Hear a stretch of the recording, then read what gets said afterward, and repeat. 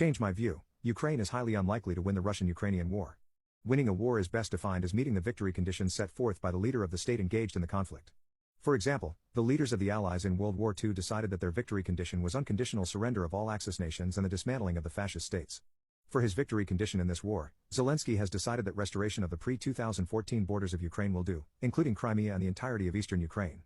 Ukraine is unlikely to achieve this condition or anything close to this. Ukraine's offensive was supposed to be the moment in which they decisively moved close to achieving this goal. Their hope was that they would push to the Sea of Azov, break the Crimean land bridge, and eventually regain Crimea itself. However, the offensive was an abject failure. Their best units, the 9th and 10th Corps, who were very well armed and well trained, took serious losses and did not come close to achieving their objective. They did not even get halfway to Tokmak. Given the failure of the offensive, we must ask if Ukraine will get a better chance to take back some of the currently Russian-occupied territory. Given the manpower issues the OFU is facing, the rapid drying up of Western support, and the destruction of some of Ukraine's best units, I believe the answer is a clear no. The size of Western aid packages is dwindling and will likely continue to shrink, the average one of their enlisted soldiers continues to rise, and Russia still has no manpower or industrial issues to speak of that are anywhere near what Ukraine is facing. Ukraine's military strength seems to be on a downhill course without much hope of regaining significant strength. I also believe that Ukraine's military strength is likely to continue its decline because of how the OFU has begun to cannibalize itself. The 47th Mechanized Brigade provides a good example of this. They burned through their best equipment, and, instead of accepting these losses and adjusting the tasks they were attempting to perform, they instead began to use their best remaining assets in a defensive capacity in an attempt to retain their original capabilities. This resulted in massive losses for the unit without strategic gains. This is a canary in the coal mine for the OFU and provides a warning as to how the manpower and equipment shortage Ukraine is facing may snowball as cannibalization spreads throughout their military. Now, if Russia were facing a worse long-term situation, Ukraine may still have hope of taking back Crimea and the other Russian-held territories. However, Russian industrial production has been steadily ramping up, their military has become significantly more effective than it was at the outbreak of the war, and they still have massive reserves of manpower to draw upon. I don't see any indication that their combat strength is decreasing, and I do see indicators that mark an increase in their combat power, such as the aforementioned manpower advantage and industrial advantage. Given the failure of the Ukrainian offensive, Russia's relatively better position and the decline of their military strength, I believe that they will not restore their pre-2014 borders. My nightmare in-laws want me to babysit all the children for my brother-in-law's wedding 8 days after my C-section, so I cut contact and refused to let them see my child. I do not like my brother-in-law. 2 weeks before our wedding, brother-in-law got drunk during hubby's stag. Brother-in-law and 2 cousins shared group texts with everyone at the party about me which were extremely offensive, resulting in an argument between husband and brother-in-law. These comments mock my appearance, non-bred accent, family, and health issues. No one ever apologized. In-laws covered for those involved and said I overreacted, and it was just British humor. I ignored everyone from that point on, always polite but distant, and made no attempts at friendship. At Christmas, we announced our pregnancy and due date of August. At the same time, brother-in-law and future sister-in-law announced their wedding date and venue for October 2023. The location is 2 hours from our house. A few days later, mother-in-law asked if I had looked at the venue online, which I had. The venue caters to kid-free events. I said to mother-in-law that it looked lovely, but I was concerned about the kid-free element and distance from our house since weddings are an all-day thing. Mother-in-law says, "Oh, they're not having a kid-free wedding," but when we got an invitation in the mail, it's kid-free, which is okay with us. With the invitation was a note which read, "At the request of mother-in-law and father-in-law, they have reserved a guest room at the venue for our night of the wedding." We politely replied to RSVP saying we wouldn't be attending because we couldn't leave our baby overnight as we have no one we feel comfortable leaving him with. He'll only be 7 weeks. I have no family in the UK. Hubby's family will be at a wedding and hubby said he won't go if the baby and I aren't going. The next day my in-laws called upset we weren't attending and said I could spend the day in the room during the wedding because it would look bad if hubby's not there. Hubby told them that was ridiculous to expect me to spend the day in a hotel room with my infant. My father-in-law argued that several cousins had small children and were still attending, but we stood firm. 1 week later, father-in-law announces that a cousin's friend has agreed to watch all the family kids, 6 kids under 4 years old plus our 7-week-old in our home during the wedding since it's closest to the venue. We politely declined and explained I just had a C-section 8 days ago. I was also not leaving my 7-week-old overnight with one stranger in a group of 6 kids. We thought that was the end of it. 3 days ago, get a message from one of the cousins asking to call about the wedding. I showed it to hubby and we forgot about it until yesterday. His cousin's wife called wanting to know what items she should bring for her daughter. Turns out, father-in-law and brother-in-law told the family that we aren't attending to keep all the cousins' children. I was mad and told her that was not true. I wasn't running an overnight drop-in service for a bunch of people who didn't even like me. My in-laws are saying my refusal is embarrassing and makes them and brother-in-law look bad. Brother-in-law has called repeatedly, and several group text participants have left messages to chat. My husband and some family are on our side, but others feel like I'm being petty and holding a grudge to ruin brother-in-law's wedding. My husband told his dad this evening by email that he has nothing to say unless they have a hat in hand and an apology for their behavior. His dad responded that they shouldn't have to apologize for wanting a child-free event, and my husband responded that we didn't care, it was child-free, and that he wanted an apology for being rude, pushy, and hateful, otherwise they've nothing left to discuss, and would not let them see our child, but he got no response. Am I the a-hole got telling my daughter-in-law that she isn't my kid and she isn't invited to a daughter's lunch? I have 2 daughters. When they were younger, my wife and I realized that I spent more time with the boys and she spent more time with the girls. So we made father-daughter dates for me and she does son-mom dates. They are all adults now, but we still do those dates, but they are just less often. So my 2 daughters and I are going to have tea house. The youngest picked it and just catch up. Now my oldest son got married to Sue. She is a nice girl and I see her at holidays and other events. I got a call from Sue asking about times for tea. I was confused and asked what she was talking about. She explained the daughter-father date and I am her daughter-in-law. I told her this is just a thing between me and my daughters. She repeated that she is my daughter-in-law. This went on for a few times until I told her that she isn't my kid and that she is not invited. She hung up and now I'm getting calls from my oldest, my son, her husband, for being a jerk and not welcoming her into the family. Update: I had a conversation with my son, he is the one that mentioned it. I explained what happened and he told me that is what he heard from Sue after she calmed down. He called me a jerk since she was crying and he thought I flipped out on her. I also talked to Sue and she gave an apology, and I apologized for being harsh. She heard about it from my son and thought it would be a nice way to get closer to my daughters. I explained the tradition and she told me she understood from the first call. She panicked since I told her no, so she kept repeating. She told me she was quite embarrassed and asked if she was still invited to the Halloween dinner coming up. She is. She wants a closer relationship with my daughter since she is an only girl on her family. I told her that as a conversation with them and trying to force herself into traditions won't help that. I suggested she invite them out to a winery or something. Who was the weirdest person in your high school, and what has happened to him or her? I was the weirdest person in my high school. I was deeply unpopular, bullied, shunned and mocked. I had no friends at all. I didn't participate in any school events, activities, groups, cliques, dances, clubs, fraternities, organizations or sodalities. I also didn't show up one day with my father's 12-gauge pump-action Remington and blow large holes in the kids who bullied me, although I can't say the thought never occurred to me. So what happened to me? Eventually I graduated and went to college. In college I made some good friends, a few of whom I have known and loved for more than 60 years now. I studied physics and philosophy and history and math and read a lot of great books. It was the 60s, I took hallucinogenic drugs. I met a nice girl and we got married and had a kid, or perhaps it was the other way around. She went to med school and became a doctor. Being as I was still pretty new at being human, sadly, the marriage didn't last. I went to graduate school and became an engineer. Working as an engineer was interesting and fulfilling for a while. My colleagues were and are some of the finest people it's been my privilege to know. I remarried. People were still something of a mystery to me, perhaps I chose unwisely. We divorced after a few difficult years. In a triumph of hope over experience, I married for the third and final, I hope, time when I was in my early 40s. 30 years on, we're still happily together. After a decade or so, engineering began to feel like it wasn't a good fit for me, so I changed careers and became a software developer. I programmed computers for nearly 40 years. I retired last October, at 71 years of age. I must have learned a thing or two in all that time, but I'm damned if I can tell you what. All in all, it's been a better life than I could have imagined for myself when I was in high school. I knew a woman who never took off her wedding dress. Pauline was a sweet woman who lived across the street. We weren't close as kids or teenagers because she was around 5 years older than me, but our parents were friends. I think she babysat me when I was younger too. When my mother learned that Pauline was engaged, she sent me to help at the bridal shower. Poor mom, she thought I was like that because I was too often around boys and needed to learn to be more feminine, but she's got that backwards. That's when I first learned that Pauline and her soon-to-be husband had made a blood oath. The first to die comes and takes the other as soon as they can, she explained to me, swirling the ruby ring gently around her fingers. Isn't that too dramatic? What if you end up divorcing and marrying other people? We won't. We are soulmates. She assured me. Her naivete made her incredibly beautiful, but it felt really wrong being 21 and thinking that I was so much more mature than a 26 years old. I didn't pursue the matter, but she kept talking about him in a dreamy tone. Aiden would like this, I wish Aiden was here, and so on.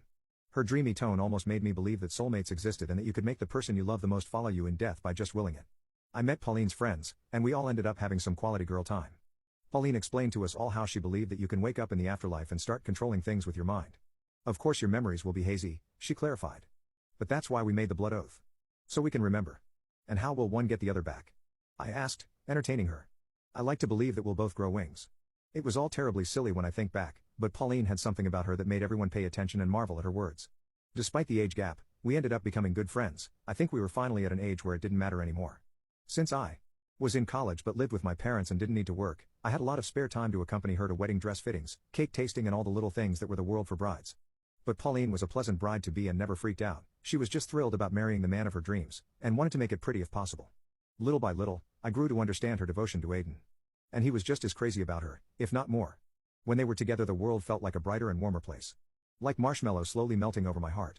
The day of the wedding came, around half a year after her bridal shower. It was neither a big nor a small wedding, It felt like both Pauline and Aiden were able to invite exactly everyone they wanted around on their happiest day. Not one more, not one less. I felt somewhat honored to be there. Still, the happiest day never came. When Pauline arrived, belated as any bride should, there was whispering and disquiet. Aiden wasn't there yet. Her smile didn't falter, because she was completely sure that he would never bail on her. But I could tell she was worried. The bridesmaids, her two closest friends since high school, started making calls to try to find out if the groom had a sudden illness. Soon they realized that Aiden's parents were there, but not his brother. They informed that their other son was supposed to drive the groom as part of his best man's duties. When the devastating news came, everyone wanted to comfort her, everyone desperately wanted to protect her precious heart, but it was too torn apart to notice anyone else. It was all too fast and scary. A sports car ran a red light straight into the Mirage. The man in the passenger seat was dead on arrival. The driver was taken to the hospital, but his state was critical. It was all so hard on everyone. Aiden's brother ended up surviving, but he'll be tetraplegic for life due to severe injury on his spinal cord. As far as I know, he's also miserable because he wished he could be the one who died. Right after the wedding that never happened, Pauline and Aiden's parents dealt with selling the house they had just bought, and Pauline continued living with her parents. They both still worked office jobs, so her other friends and I started taking turns keeping her company while they weren't home. I did my best to be there for my neighbor and friend, but she wasn't there. She was living in delusion, and the only thing you could see leaking into reality was her desolation. I never saw such a deep and heart-wrenching sadness. Pauline refused to take off her dress. She would spend the whole day by the window waiting for Aiden and the whole night crying because she missed him desperately. Every single day. She was hopeful it was a matter of time until he woke up on the other side and remembered to bring her along. That's why she wouldn't take off the dress. He had died on his wedding suit, so it was only natural that she was up to par. Her parents and every single one of her friends tried to coax her into changing her clothes. We promised she could always keep the dress close for when Aiden came, but she knew that we didn't really believe he would. It was like promising your kid that you'd buy them a happy meal some other day. No one dared to penetrate her grief and force her out of the dress. She spent the day in it, slept in it, even bathed in it. Since we live in warm and arid weather, having it dry wasn't an issue, only everything else. The once beautiful organza and silk were now ragged, grimy and smelling. But she still refused to take it off. She started to believe that Aiden wouldn't be able to spot her in the crowd if she wasn't wearing it. It was impossible to change her mind, and even though she was seeing a therapist 3 times a week, she wasn't improving. Her mourning and PTSD were turning into a darker, more permanent mental illness. She started talking to Aiden, then explained to us that he was nearby, so she could feel him coming. He was just taking a while because flying is really hard when your wings are newly acquired.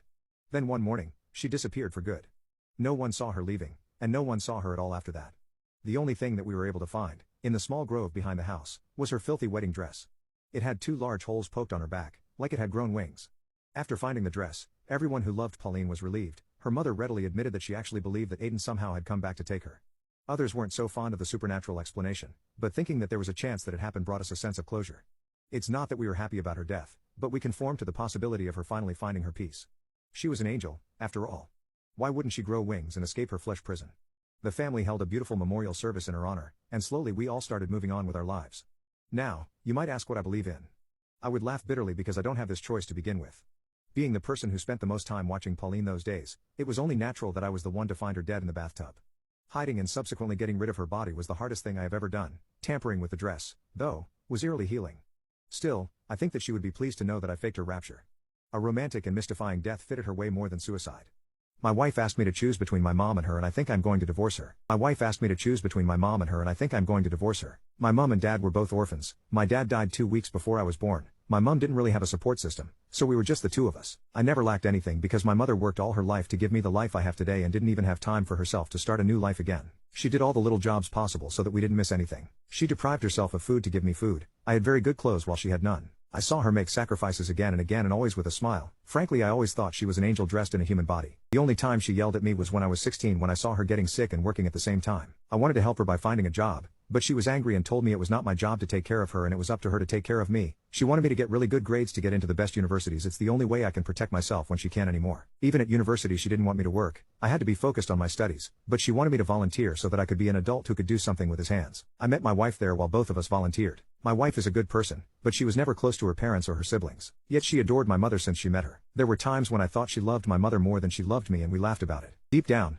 I think she was looking for the bond between mother and daughter that she did not have from her mother. When I finished my studies, I found a job, we moved in together, but she wasn't comfortable that I call my mom every day, but eventually she stopped mentioning it. 2 years later I bought a house for my mother, because we never had a house in our name. We lived from apartment to apartment. So for all the sacrifices she made, it was for me the least of it, and it was non-negotiable. That's where the problem started with my wife. She wanted me to think about us first. I told her my dream had always been to buy my mom a house since I was little and that's what I had to do. But she complained about it to my mom. My mom didn't even know I bought a house for her as it was supposed to be a surprise for her birthday. She was uncomfortable receiving the house because of my wife and told me that it wasn't necessary, that we could use it for us when we get married. I was furious. I told my mother that the house was for her, that she could do with it whatever she wanted, but it was time for her to think about herself first. Our relationship survived that. We got married and then we had our own house. Our life was going well until 2 months ago when my mother fell ill. I wanted her to come and live with us so that I could take care of her, but my wife didn't want to. I then decided to rent an apartment with my own money right next to our house so that I could be close to her and go there to take care of her. But even that idea didn't sit well with my wife. Me and my wife don't have children yet, we both work. I usually come home at 6 p.m., but since my mother is sick, I go to see her and come home at 8 p.m.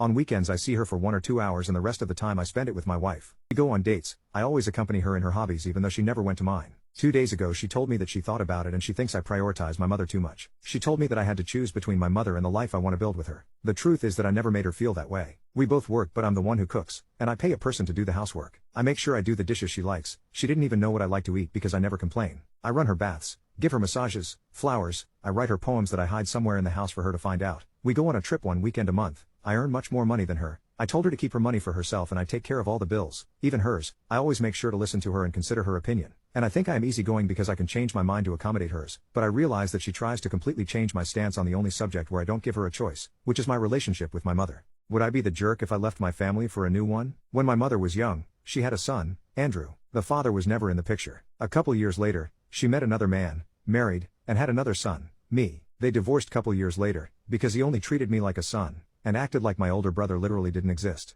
A few years later, my mother meets the man who actually becomes our family's dad. They marry, have a child, Henry, and we become a happy little family. This man adopts my older brother and I, 10 and 8 at this point, and Henry never even knew we were adopted. My parents were stricter than most. My father was a U.S. Marine, so it kind of came with the territory. Around high school my life takes a turn. My parents begin offering things to my siblings, but not to me, because I don't spend time with the family. If I do spend time with them, they purposely don't offer anything, because I'm there. I became Henry's personal playmate. If I say no when asked, our parents made me play with him anyway, because he's 8 and that's my job. In junior year, I was asked to wash my father's truck. I did an absolutely awful job, and my father as punishment said I couldn't have a license until I was 18. They bought Andrew 2 cars and Henry 1, but sold mine and spent the money while I was in training. They sent Henry to private school. They spent all the money they claimed was going into my savings over the years. After training, I moved to Rodeo. A childhood friends, an extremely close friend, family, the Aarons, lived there and took me in as if I was their own blood. I was struggling to deal with other humans in the workplace as an adult. As a kid, you could just ignore other people, but my mother and father never prepared me for when I couldn't, and the parents of the Aarons provided me advice whenever I asked, and sometimes when I didn't, to help me deal with the adjustment. They showed me how to properly deal with conflict and disagreement, how to do finances, how to showcase my natural strengths in the workplace, showed me affection, something that I thought I'd had as a child, but in hindsight, definitely didn't have enough after reaching my teens. I've been with the Aarons for almost 6 years now. The way they treat their kids was absolutely mind-blowing to me. The kids joke around with the parents, and they do things together as a family. The Aaron children and I introduce each other as family. When someone asks, "Really?" Now, siblings always respond so naturally it's as if I've always been here. I live with them, I celebrate holidays and birthdays with them, I fight with them, but at least now I know how to make peace with them too. This has only driven a deeper wedge between my mother and I. My father didn't hurt me purposely, but never stopped my mother. My brothers, while not perpetrators, were benefactors. Would I be the jerk if I walked away entirely and completely embraced my place as an Aaron? What is the craziest thing you found out about your parents when you grew up? I remember being at college and we were laughing at dumb things kids believe just because their parents told them, like their dog went to live on a farm. Haha, and right then I realized Benji wasn't living on a farm. How poor we were and how well they handled it. We weren't extremely poor to the point where we were homeless, but as I got older and started to penny pinch I realized how much my parents had too. We regularly had grilled cheese or eggs for dinner, which I now realize is because they're relatively inexpensive. Our vegetables were always grown in our tiny garden. Our grandmother was our only babysitter. My father worked triple overtime and my mother worked double. My mother would splurge on a box of wine that would last a month. My father would always wear the same clothes for years. We always had great holidays and they never skimped out on spending money on us if we needed it. It really does make me appreciate them. That my parents hated each other but stayed married for over 18 years because of us kids. They faked being nice to each other to the almost very end of their marriage, even then they didn't fight in front of us kids. My dad dealt with it mostly with alcohol. My mom was on all sorts of high-end 1970s prescription substances. After over 30 years of being divorced, and both having remarried, they still, to this day, make snide comments about each other and truly hate being in the same room. We didn't go camping every vacation because camping was fun, we went because we were dirt poor and it was basically free. That they didn't meet in college. My parents met at a substance-fueled rampage, partied for 9 days straight. My father then flew back to Idaho. My mom flew out a month later. He proposed when she got off the airplane. I'm the oldest and came along 2 years later. They've been married 41 years. When I was a kid, I used to always get upset at my dad because whenever I tried watching a movie with him, he would always fall asleep. It wasn't until I was older that I realized the reason he fell asleep was because he was so tired from working 2 jobs to try and give me a better life. Despite this, he still attempted his best to do something with me and spend time with me, even if he ended up asleep. I deleted my son's Minecraft world and couldn't believe what he did. I'm 26 years old and a mother to 2 boys. My oldest is 10 and my youngest is 5. They both like to play video games and watch YouTube videos on their tablets. Their favorite YouTubers are Minecraft gamers. They adore playing Minecraft, and I also think it is an enjoyable game. Ever since summer started, my boys have been on their iPads playing Minecraft for at least 10 hours every day. They won't eat, talk to me, or go outside. At first, I thought they would get bored of playing the same game for hours straight, but they did not. This Minecraft obsession was getting concerning and I was not sure how to handle it. I would encourage them to go outside and play some soccer or ride their bikes, but they did not want to do any of that. It was 3 in the morning and I woke up to get a glass of water when I saw my youngest on his iPad playing Minecraft. This upset me deeply, so I told him to give me his iPad and go to bed. He did not listen to me. I told him again to give me his iPad, but he did not listen to me. We fought back and forth, but eventually, the iPad landed in my hands. My son then began to insult me and call me horrible names. I believe in gentle parenting, so at first I tried to be patient with him and calm him down. The more I tried to calm him down, the more he became aggressive. My son then slapped me in the face and broke my glasses. I felt so disrespected and angry. So I went into one of his creative worlds where he had all sorts of different buildings and creations and deleted it. When he saw what I did, he completely lost it. He took the Apple Pencil that was on my desk in the living room and shoved it right in my ear. He shoved it in so far back that it was stuck. I immediately picked him up, ran into my car, and drove to the hospital. Thank goodness I got there just in time, because as soon as I stepped foot into the lobby I fainted. All I remember was blood trickling down the side of my face as I fell to the floor. After many hours of surgery, I woke up to my ear wrapped in bandages. I began to panic because I could not hear well. Then the doctor comes in and tells me I have lost my hearing in my right ear due to a severely damaged eardrum. My mother took my sons to stay at her place while I took some time to heal and process what happened. During this time I took away all of their electronics and games. Now they are only allowed to play with wooden spoons and bouncy balls, and I don't care if they like it or not. Minecraft is banned in my house. What's your best instant karma story? This happened while I was out for dinner with my wife and her dad. We were engaged at the time. He's a bit of a jerk to her. He got divorced and remarried, and he loves those kids more than my wife. No matter what she does, it will never be good enough for him because she reminds him of his first wife. To be fair, his first wife, who is my mother-in-law, is actually one of the worst human beings I have ever met, so I can't blame him for hating her, but he shouldn't take it out on his daughter. So at the end of dinner, my father-in-law offered to pay for the meal, which was nice of him. My wife asks to get her leftovers box so she can take them home. He starts with, "Well, you'll just leave them in the fridge, then they'll just get thrown out," and continues on this whole tirade. He literally doesn't even live with us, so I have no idea why he cared what food we brought home to our house. After a while, I get frustrated, and I tell him, "Listen, it's not your fridge, leave her alone." He gets all mad, "Don't tell me how to raise my daughter." I reply, "Then don't speak to my fiancé that way." He literally throws the bill and folder thing at me and yells, "Fine. You can pay for the food then," and storms out. Now everyone is pissed. I'm mad at my father-in-law, my fiancé is mad at me for starting something. I don't know why, he clearly started it. He's not coming back, so I pay the bill and I'm just waiting for the receipt. We're waiting for over 10 minutes, and now I'm starting to get mad at the staff. What the is going on? Tensions are rising. Her dad is waiting outside, just building up steam and ready to blow once we get out there. I ask the waiter, "Can I just get our bill and go?" The waiter shakes his head. "Oh no sir, you have to wait for the manager." Turns out they have a contest running where every bill is a winner. Normally you'll win a free drink, or appetizer with your next meal. Well, we won the grand prize of the whole contest, a trip for 4 to Florida. Whoever pays gets the prize. I walked out of that restaurant with the most swagger I've had in a while. Before he even gets a chance to say anything, I'm waving the tickets towards my father-in-law. I explain that we're the big winners, and since he threw a tantrum and left, now the prize was mine. And he was not coming to Florida. What is your "we will never speak of this again" moment? The smoking hot guy I met the prior weekend asked me out and, naturally, I said yes, because I just met him. I asked if I could drive, and he said no problem. On the way to get some grub, we're cruising along with the perfect tunes playing in the car, windows down, on an absolutely beautiful night. He looks over, I look over. We're both just sparkling, you know? It was one of those moments where you want to take a mental snapshot, and then, I guess we must have driven through an area of something he was allergic to, because he sneezed a couple small ones, then with one massive blow, honked a huge wad of snot all over my windshield and dashboard. But, unbelievably, that's not the worst part. No. He pretended like it didn't happen, and went about talking, and scooping it up with his hands and smearing it onto his pants. I was beyond mortified.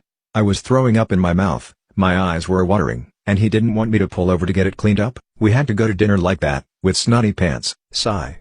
I ended up marrying him. We have never, ever spoken of it again. Not even 40 years later. What's wrong with me? Can't seem to figure it out. Hey there, I created this account because I'm feeling really down, and I thought maybe writing out my thoughts could help. Even if nobody reads it, at least it'll be out there, you know?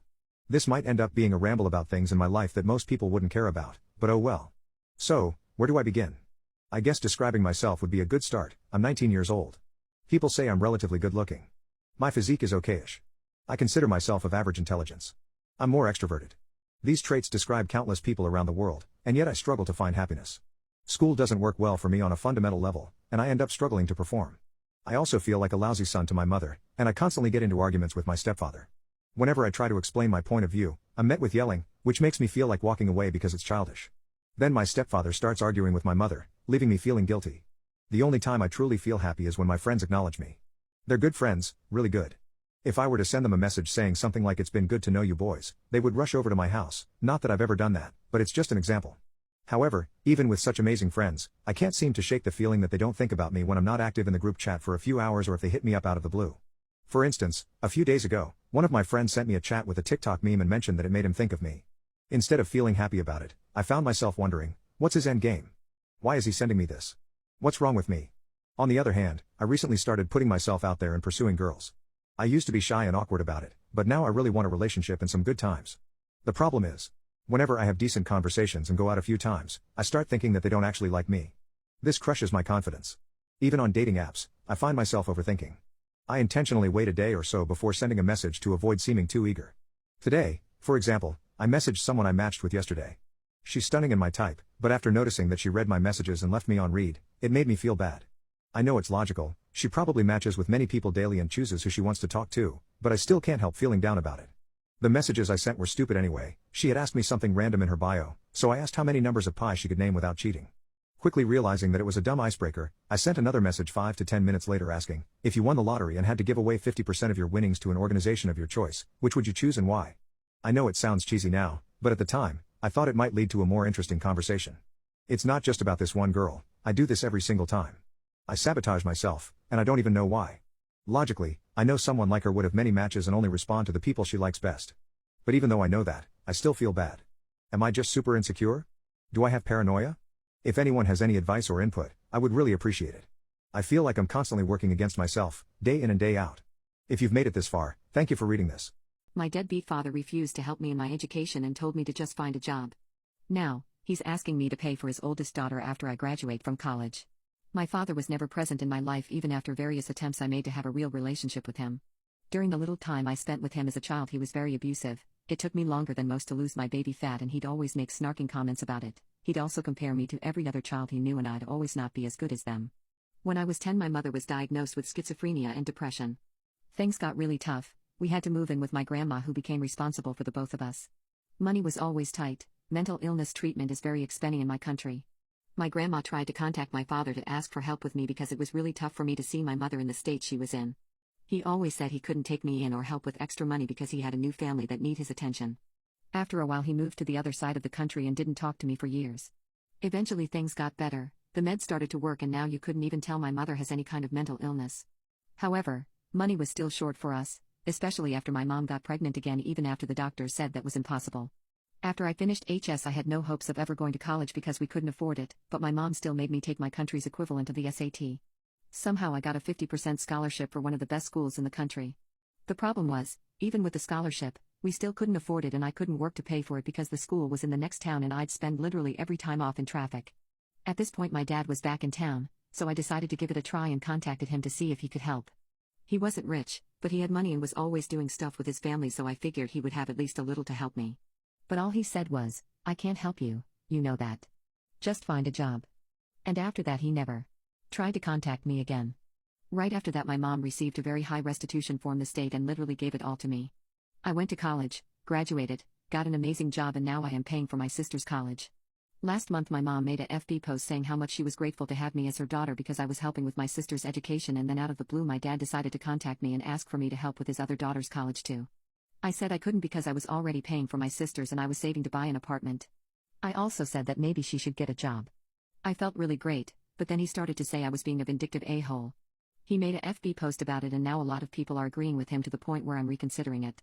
Dentists, What's the biggest mistake people make when it comes to dental hygiene? 10 years as a dentist has shown me that having clean teeth will always be the most important part of your face. Even dermatologists and plastic surgeons can agree that the easiest way to glow up is to properly maintain your teeth. The best example is actually my most recent patient, who had acne all over his face, a bowl cut, and messed up teeth. He was really awkward around others, so I always found him in the corner of the waiting room far from everybody. But he was really chatty with me, and shared his life events before my tools ever touched his teeth. He didn't have any friends at school since he wasn't confident because of his appearance. He said every time he tried talking to somebody at his school, they would call him gross and butter teeth, and he shot himself in the foot when he asked out a girl. Apparently, everybody pointed and laughed at him, and the girl was embarrassed that he even thought he had a chance with her. I insisted that all he had to do was fix his teeth and he would be set for life. His new smile would make him really confident. He thought I was lying to him, so I told him to look up the missing tooth, missing eyebrow guy. As soon as he saw that image, he was convinced and I started working on his teeth. I asked how they were so stained and yellow, and he said he drank a lot of coffee because he stays up playing Genshin Impact every night. His mouth also smelled awful and it made me gag. I was surprised he wasn't affected by the smell, but he must have gotten used to it by now. I told him his oral hygiene was really bad, so we needed to whiten his teeth and get rid of his bad breath. He asked if I could give him veneers since it was a quick solution,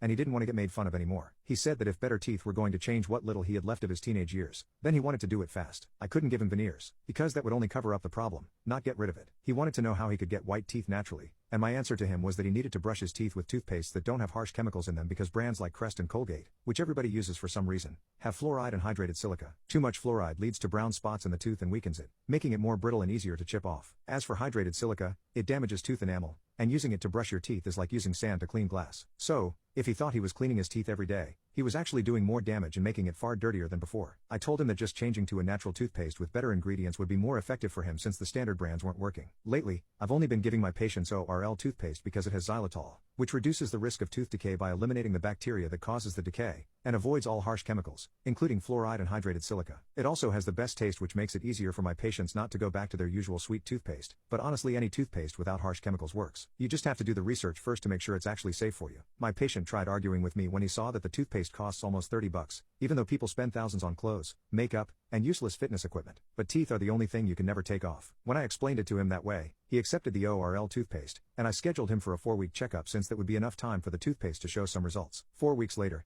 I actually found him talking with the other people in the waiting room. This was something he had never done before, but he seemed really comfortable talking with everyone. The moment he entered my office, he immediately started ranting about his life, and as soon as he started speaking, I could see, and smell, the difference. This past month, his schoolmates had stopped saying bad things about him, and nobody called him butter teeth since his teeth weren't yellow anymore. And because he was far more approachable now that he was more confident with his appearance, he had some friends who invited him out a lot. Most of his nights were spent partying with them or playing video games. Mind you, he hadn't groomed himself at all and still had acne all over his cheeks and a horrible bowl cut. All he did was fix his teeth with the ORL toothpaste and people were all over him. But I did recommend a barber to him because I was tired of looking at the real-life version of Vector. What is your most wholesome mistake? When I was a baby, my grandparents got divorced. It was pretty amicable. They both got remarried. My step-grandma is only 7 years older than my mom. She's a chill person and loves animal memes and stories. My step-granddad was closer to my grandma's age and very mysterious. I never really got to know him. My grandma was widowed about 5 years ago. Shortly after her husband died, she was diagnosed with chest cancer and got her honkers removed. Unfortunately, some of it had already spread to other parts of her body and her bones, and she periodically had to have other treatments. It took a couple more years, but she was eventually put on hospice care. During that time, she had several friends who would check on her, but she also had 2 full-time hospice nurses, one of whom had been my mom's good friend in high school. Close to the end, that nurse texted a bunch of us to come see her. Thankfully, her kids and more than half of her grandkids were able to do so. Cue my mistake. I saw my grandma only a few hours before she passed, and she was still lucid. I knew that her nurses said she was very close to the end, but she was still responding to things and squeezed my hand. She had always been a stubborn person, so I thought for sure she had weeks left, at least. So when I found out that she had died, I started shaking and dropped my phone in a sink full of soapy dishwater. Of course I had to get my stupid phone replaced, and when I booted up the new one I saw a text from a number with a familiar area code. My step-grandma and my granddad lived less than 20 miles away from my grandma, with a condolence message. I'm so sorry for your loss. I know that you two were close. Let me know if you need anything. Hug emoji. I assumed it was my step-grandma and thanked her. I saved the number under my step-grandma's name, and periodically over the 10 months I sent her memes and funny animal stories. Sometimes I texted her small stories about my nieces or other things that were going on. Her replies were mostly short but encouraging, just like my step-grandma's, so I was none the wiser. I did notice that she texted more during the day than I had remembered that she would in the past. My step-grandma has a pretty busy job, but figured she maybe wasn't as busy as I thought. About a month after my grandma passed, I broke up with my boyfriend because of his genuinely cold behavior around my grief. He had seemed like a pretty decent guy, but his reaction to the whole thing was alarming. He called me selfish for not wanting to go on a vacation with him right after and said it was her time to go and I should just accept it. Already, my grandma had been my go-to for relationship advice, but with her gone I thought step-grandma was the next best thing. Her reply was, "You don't know the person you're with until something life-changing happens," and that I had the right to feel alarmed about his response. Shortly before Christmas, I texted texted to ask if she and my granddad had holiday plans yet, since I wanted to see them. Her, I wouldn't know, I haven't seen him in years. Me, sorry, what? Her, yeah, I think the last time was at your mom's wedding. Me, I'm confused. You two are married. Her, I think I'd remember that. Me, her, I grew up with your mom. I don't think I could ever see your granddad like that. It finally dawns on me, this is the hospice nurse. She was the one I had been sending the memes and stories to, and I apologize for spamming her phone. She won't accept the apology since she said she thought it was just my way of grieving and she loved the cute animal messages. I then had to get my step-grandma's number from my mom, who still ribs me about this, and called my step-grandma. She also hasn't let this go and makes jokes about me not having enough parents and forcibly adopting the poor hospice nurse. What conversations have you overheard in a language they assumed you don't know? My favorite experience of this occurred right after my wife, a former model, and I got married. We were at a Mexican resort lounging on the beach. My wife is fluent in 5 languages. We were sitting there on the chairs in the shade to avoid getting burned when a crew of 5 couples came and sat in the row of chairs in front of us. They placed their stuff, then all of them except 2 guys left to go to the water or the bar or something. I stepped away to grab us a couple of drinks while I was gone. These 2 guys started talking in Russian, one of 4 languages, in a rude but complimentary fashion that their wives definitely wouldn't have approved of.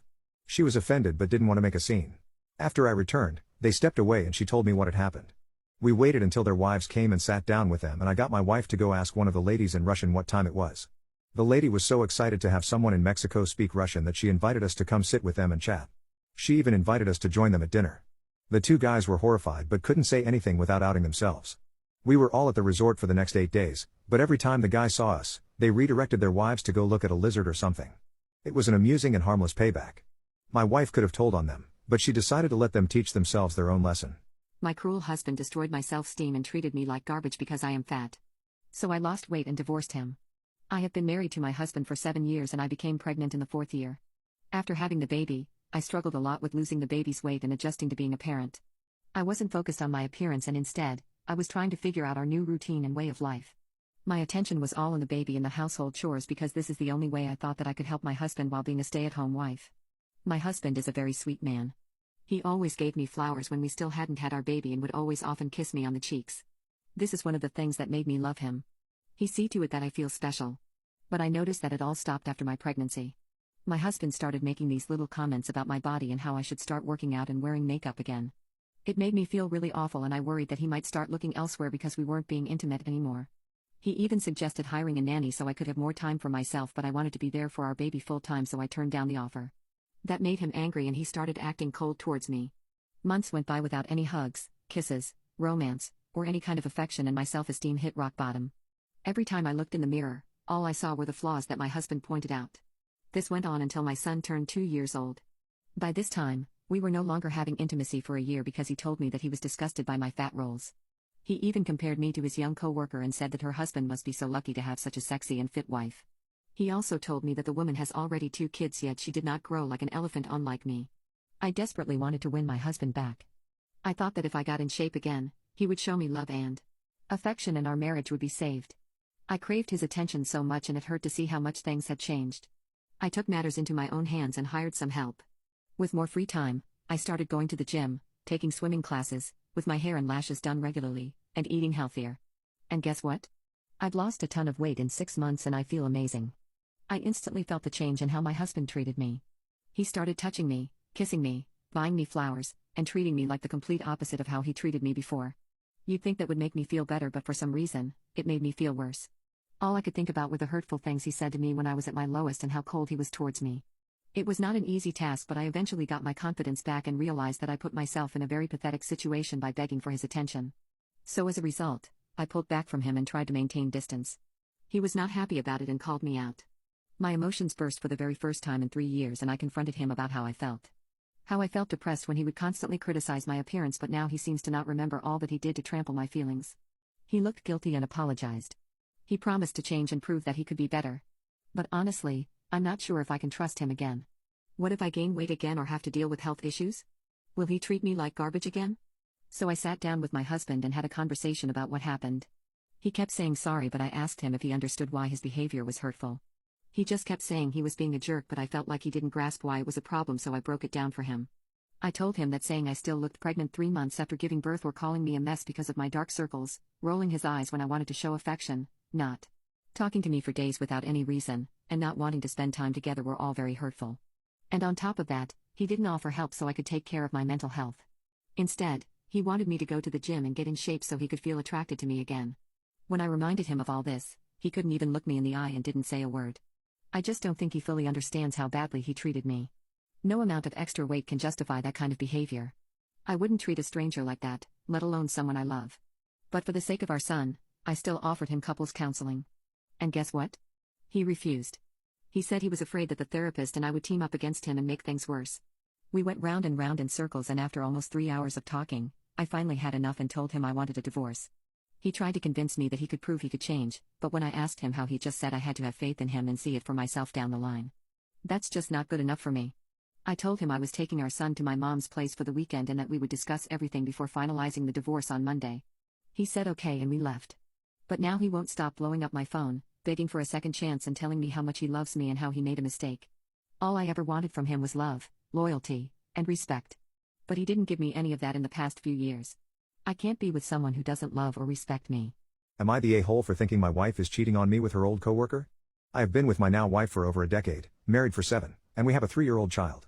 We relocated for her job shortly after the birth of our child and have not really had much of a support system for ourselves while raising our kid. My job has been virtual, so I have been able to work from home. Our work schedules are off-shifted so we can hand off childcare between the two of us while the other is at work. She has been expressing her dissatisfaction as our home life has been far from what we had envisioned with having our child. Our kid is very demanding and high energy, and we have not been able to hire any caregivers or have any friends or family to watch him. So we have pretty much no child-free time. She has also had some regrets about her job, which is not what she thought it would be, and the opportunities to increase her pay have not manifested as she had envisioned. She has expressed her concerns about being financially dependent on me now that we have moved to a higher cost of living area. The other day, for the first time since we have been in a relationship, she asked if she could go see a movie by herself while I watched our child. I had no issue with that as I was already going to be doing things with our child. She comes home 7 hours later in a much happier mood than I have seen her in a while, and she tells me she enjoyed the movie. I asked if she saw a couple of movies because she was gone for so long, and she said no. She met up with John, a former coworker who left her work 2 months ago. At this point, I felt my stomach drop out. I found that very odd, and the 7 hours was a bit of a long time to see a movie. And while in the past she had gone to the movies with friends, she never said she was going alone. I asked if meeting with John was part of her plan and she said yes. I asked why she said she was going alone and why she was gone for 7 hours. She said she did not think it mattered and they had a lot to catch up on. My brain asks, what is a coworker and you have to catch up on for 7 hours, especially if you last saw them at work 2 months ago? I realized I felt very uncomfortable. I told her that I felt a little weird about this because she did not tell me she intended to meet John, so I felt that she was hiding the intent. She said I was being unreasonable and should not be jealous of her friend. Nothing happened, and she reminded me that in the relationship she was in prior to being with me she had been cheated on and said that she would never cheat herself, she would end the relationship before doing anything like that to someone else. Her response didn't really make me feel better. I don't like that she got defensive first and insulted me instead of considering how it looked from my point of view. I decided if she didn't want to communicate honestly with me, I'll just find out for myself. Tonight after she falls asleep, I'm going to check her phone and get the truth about her and John. If you won $5 million on the condition you couldn't use it to buy a house, vehicle or vacation, what's the first thing you would treat yourself to? I have already made a list of what I would do if I were to win the lottery, but $5 million probably isn't going to be enough. And if I don't win it, I would be delighted beyond words if some winner does do it. I would hire biology students to put baby albatrosses back on their nests during the winter storms of their nesting grounds. Being in their nest is the only way the parent recognizes them, and with climate change, the storms are getting worse. We will lose them as a species. They need help. Shoebill storks. I would buy up land and create a protected habitat for them. I would set it up so that it is private property, but I would also create a village where the local people could live, have access to water, but they would need to be stewards of the birds. They could raise and graze cattle there, and farm in general. But the stork's conservation would be the first priority of the property. There are so many at-risk people in the territories that the birds are native to. Have you ever seen what happens to newly hatched chicks that are born male? Just a little bit of money is all that is preventing them from being packed up in boxes and sent to where people are suffering from food insecurity. Chickens are great for living off of the land. They eat bugs and plants. For a little more money, you could dig wells where people have access to water. I used to work safety on drilling rigs, and we would spud down to a little over a mile deep every few days. That is deep enough for water in most African countries. I am already supporting a family from Ukraine and Poland, but they aren't getting the help they need from the UN funds, and they need a little more help. After I pay her rent, she only has about $188 per month left for her utilities, food, dog food, and so on. Yet I have already put off 2 surgeries, so I wouldn't leave her short on rent. I would go to India and hire a bunch of vet students out of veterinary college. I would hire them to do altruistic work with animals all over poverty-stricken countries. I would even bring at least 1 to each state in the US, probably more, so impoverished people in the US could have their pets' medical needs met. But I would like to set something like that up in all countries where the animals are in need. I would buy some land and put some small homes on them for recently evicted families, ones with children, because they need to not go through that.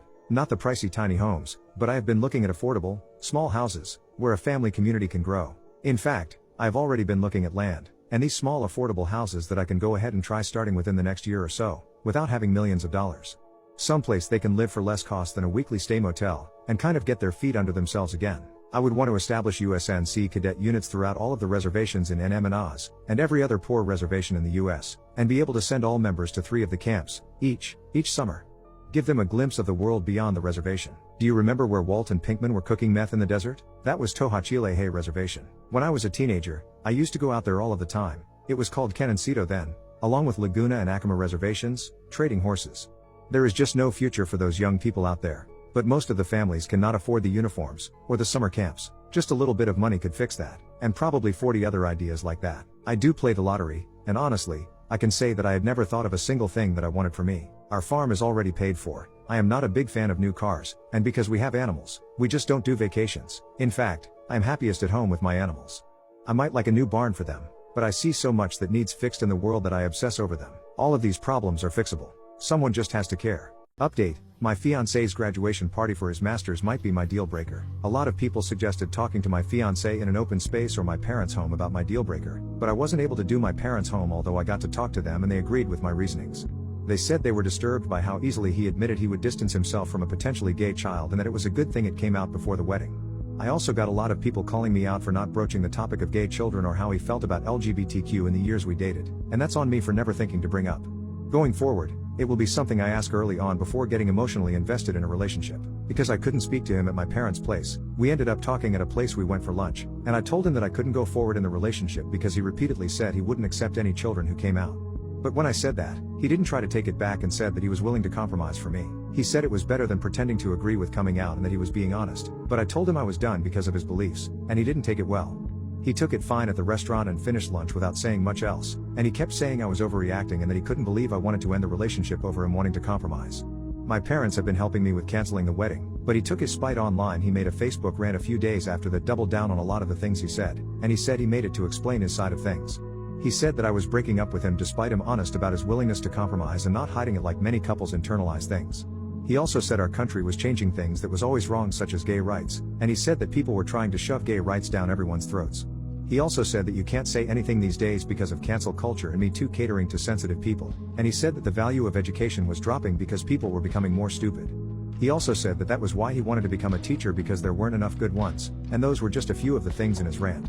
He also said that Me Too enabled people from the consequences of their behavior when they should instead look at themselves in the mirror and how they dress too. He never said anything about Me Too during the duration of our relationship or anything that outspoken about gay rights until his graduation planning, and it was honestly surprising to read what he wrote. As I said above, I will be asking these questions at the start of dating going forward. Lastly, some people suggested reporting my ex-fiancé to the school in my previous post because they said he could be harmful to gay students, and I especially agree after the post he made.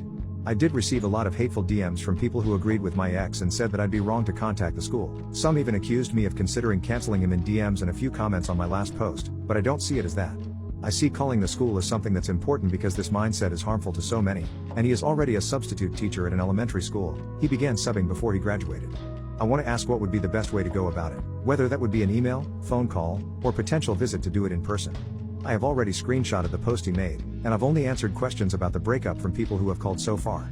My parents are helping me with some people who have called them too, but that is my last question about this situation, and I really appreciate everyone who commented advice on my first post.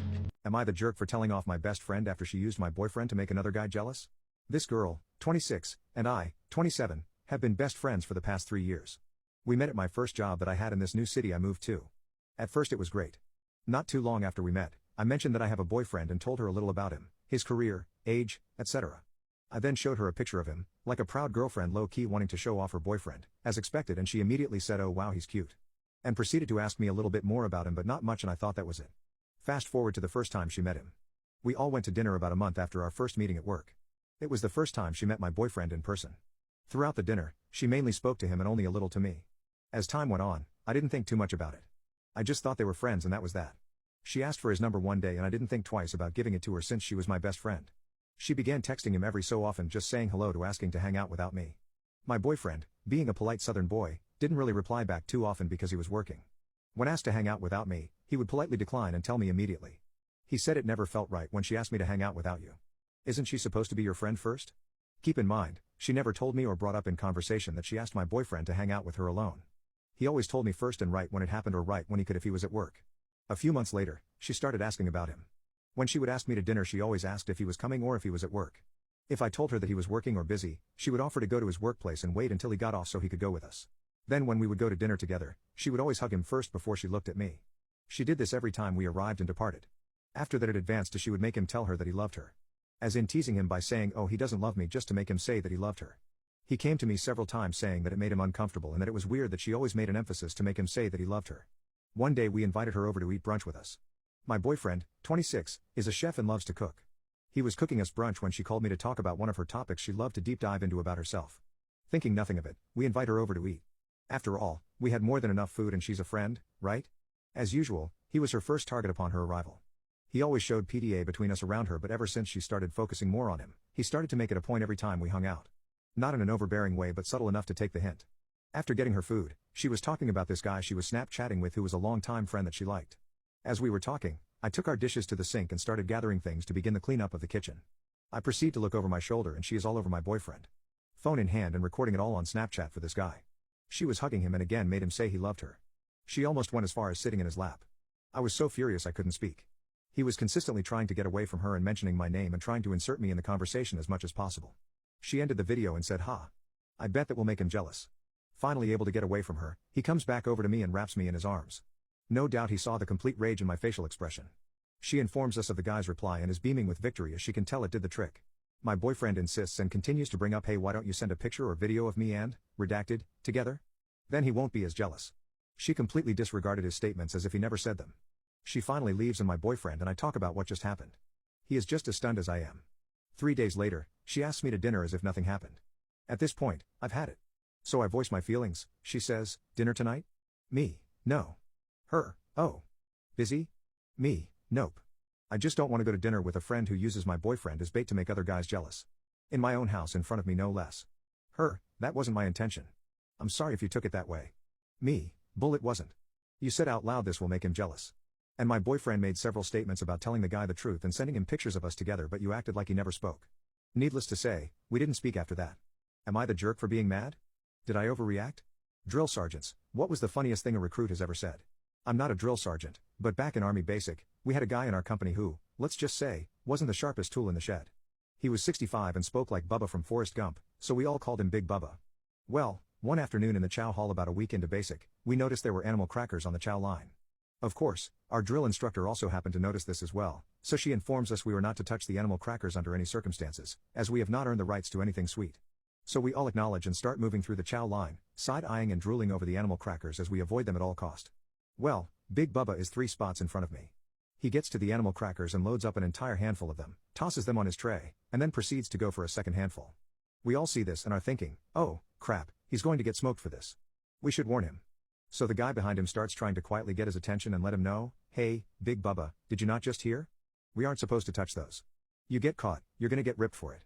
Well, Big Bubba brushes him off, paying the warning no mind at all, and then starts to shove animal crackers into his mouth as we're moving through the chow line. And of course, not even 5 seconds later, the drill instructor who was on the other side of the chow hall clearly noticed the 6'5" guy shoving food into his mouth before he was seated. She comes storming through the chow hall ready to light him up for eating in line, but as she gets closer to him, she sees he's not only eating in line, but he's eating the animal crackers. Not just 1 or 2, but an entire handful. She loses her mind. She starts yelling at him and going off about how she clearly told us not to touch him and how she will make sure he pays for each of his meals until graduation with extra physical training before and after he eats. However, the entire time she's going off, Big Bubba is just standing there with half smirk on his face, still chewing and swallowing the animal crackers he had shoved into his mouth.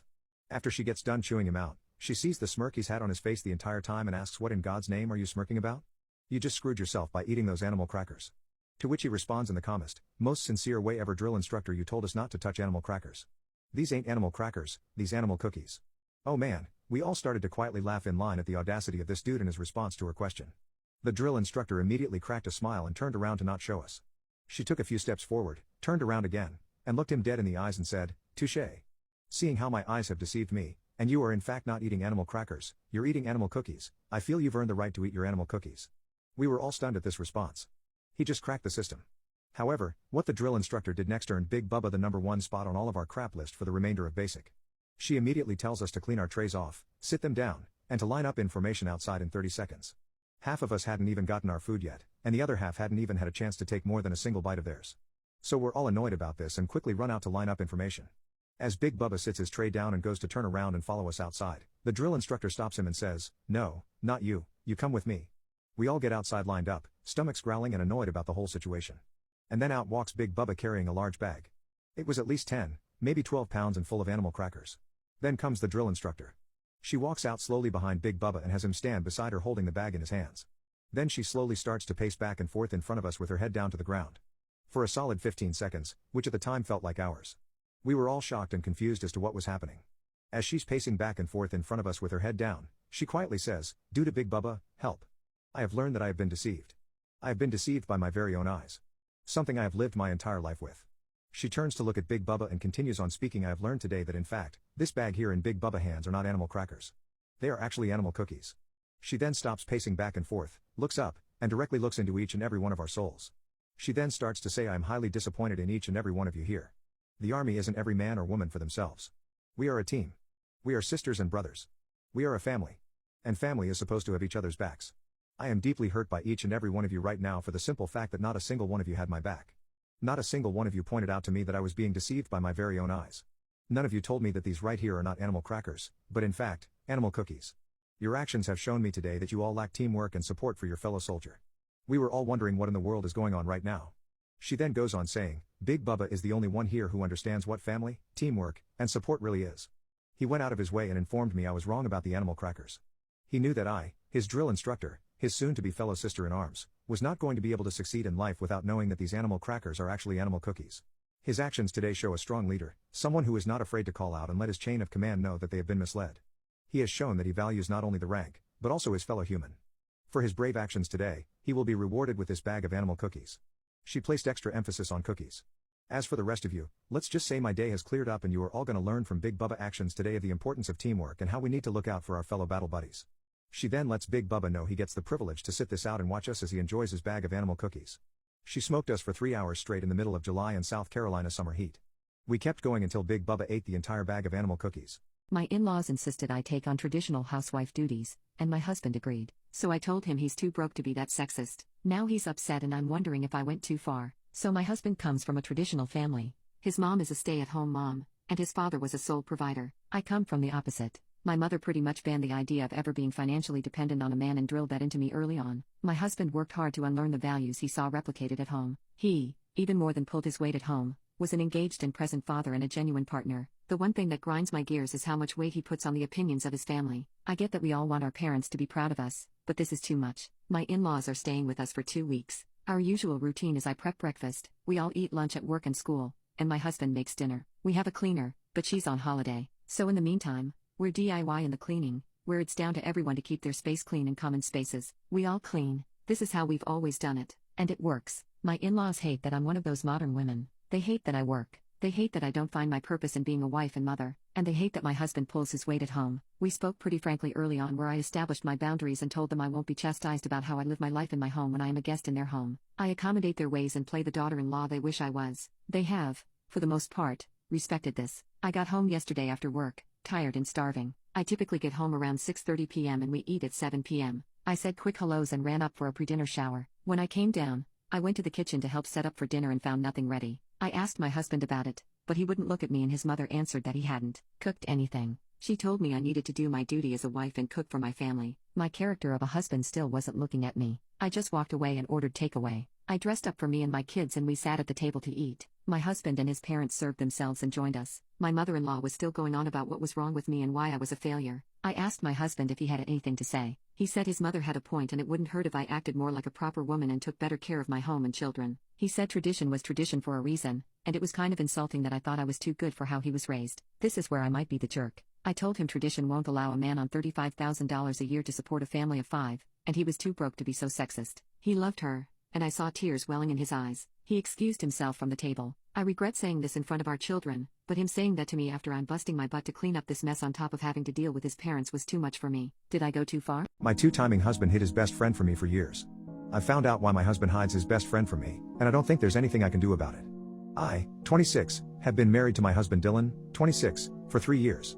We got together when we were 17, but we've known each other since the 4th grade. I love my husband, he's the total package. Funny, sweet, smart, and attractive. He's made my life amazing, and he's who I fully intended on spending the rest of my life with. In that time we've both made our own friend groups. He's been more connected with his friends than I have, and because of that I've become a part of the group as well, I'd like to think. In that time, I've been at around 50% of their group hangouts, mostly because of my job, but sometimes I'm just straight up not invited. I didn't question any of this because hey, they're his friends, he doesn't see them nearly as often as he sees me, it's not my business. My husband met his best friend, Caro, 27, long before he met me. I knew almost nothing about Caro up until recently. He wasn't at our wedding, nor did he attend any of the same schools as us, and I was under the impression he wasn't friends with anyone in our group. I thought all of this was because of his line of work, as I was told he traveled a lot. Last year me and my husband went to a barbecue hosted by another couple in the group. Caro was there. I didn't recognize him at first, but when I realized who he was, I was honestly kind of shocked. I'd seen him in person before, but he always kept a very good distance from me, which I'm realizing now was intentional. When I attempted to make conversation with him, he seemed really nervous and totally shut me down after a few sentences. When I mentioned this behavior to anyone else, they also shut me down, saying things like that's just how he is or maybe you said something that offended him. In short, no one would tell me anything about Caro, at all. Any conversation that involved him was a no-go. At the end of that night, I tried talking to Dylan about his behavior. He told me Caro didn't like me. I was confused, because I'd hardly seen him in person at all, let alone actually talk to him. The excuse my husband gave was that he disliked me because I cheated on my husband once in college, and Caro was too stubborn to let it go. I've seen Caro less than a dozen times since then, mostly at birthday parties, huge get-togethers, and on one occasion he came to our house to watch a football game with my husband and a few of their other buddies. Anyways, a few weeks ago my husband went fishing with his cousin. That same night, I had some of the girls in our friend group over for a girls' night type thing. Lily, 24, was scrolling through some social media. I was glancing over her shoulder when I saw a selfie of Dylan and Caro sitting next to each other in a hot tub. The selfie had been posted maybe 30 minutes ago. I asked Lily about what I had seen, and she went pale. She tried saying nothing, but I snatched the phone from her and went to the profile that posted the photo. The profile belonged to my husband. It was a private profile, and scrolling through the photos, most of them were dirty jokes or memes, but the rest of them were photos of him and Caro. Either they were hanging out alone, or with the rest of the group, minus me. Most of the photos seemed way too close, too touchy, or doing things that seemed too personal or intimate for friends to be doing. I spent a good 10 minutes looking before I couldn't take it anymore. I was horrified. All of the photos were dated to nights my husband told me he was working late, hanging out with this relative or that, times that he'd told me he was doing something else, and obviously hangouts I wasn't invited to. Lily just sat there looking dumb. She didn't say anything, but all the girls were looking at us like a bomb had just gone off. They clearly knew what I had seen, and their reactions were enough to confirm exactly what I was afraid of. I was livid. I started yelling, Lily was crying, and the rest of the girls were freaking out. When I started to calm down and demanded that they explain what was going on, Lily told me everything. Dylan and Caro had been sleeping together, and very essentially dating behind my back since before we even got married. They got together during a 1-month break me and Dylan had during college, and they stuck together ever since. They all knew, and none of them told me until I found out the hard way. Caro wasn't at our wedding because he felt guilty. He avoided me like the plague because he felt guilty. They arranged group meetups in a group chat I wasn't in, because they all liked Caro enough to spare his feelings. Even the guys in the group felt the same way about him, apparently. Caro was never as distant as I thought he was was just being hidden.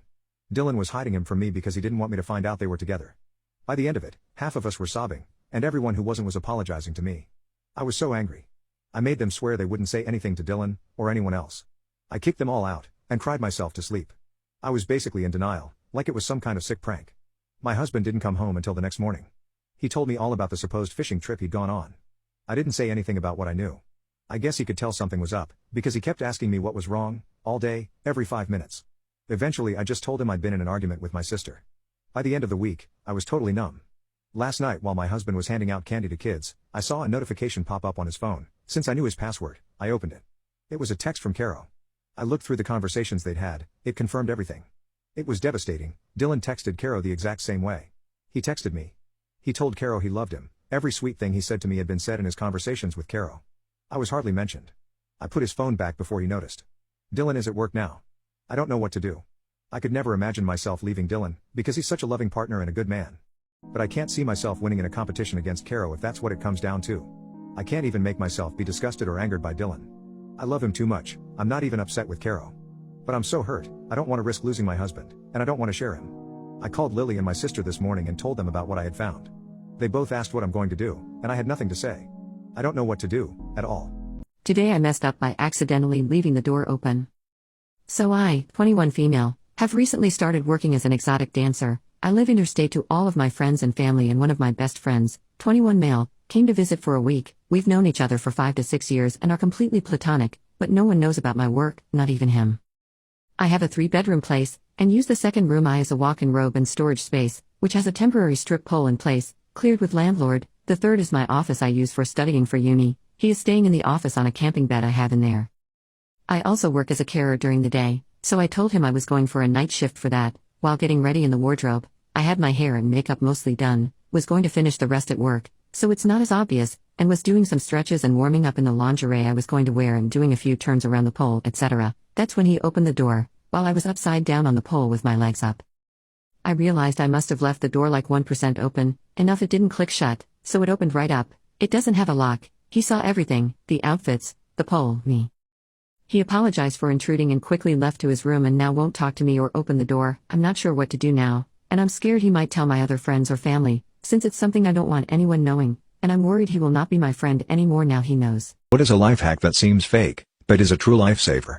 Smell is closely associated with memory. If you're studying for an exam, buy an odd-scented eraser, like pickle scent. Every time you try to memorize something, take a sniff. Take the eraser to the test and sniff it when you're having trouble remembering an answer. You know how some movies and TV shows aren't on your country's Netflix? You can actually get rid of that and watch anything using ExpressVPN.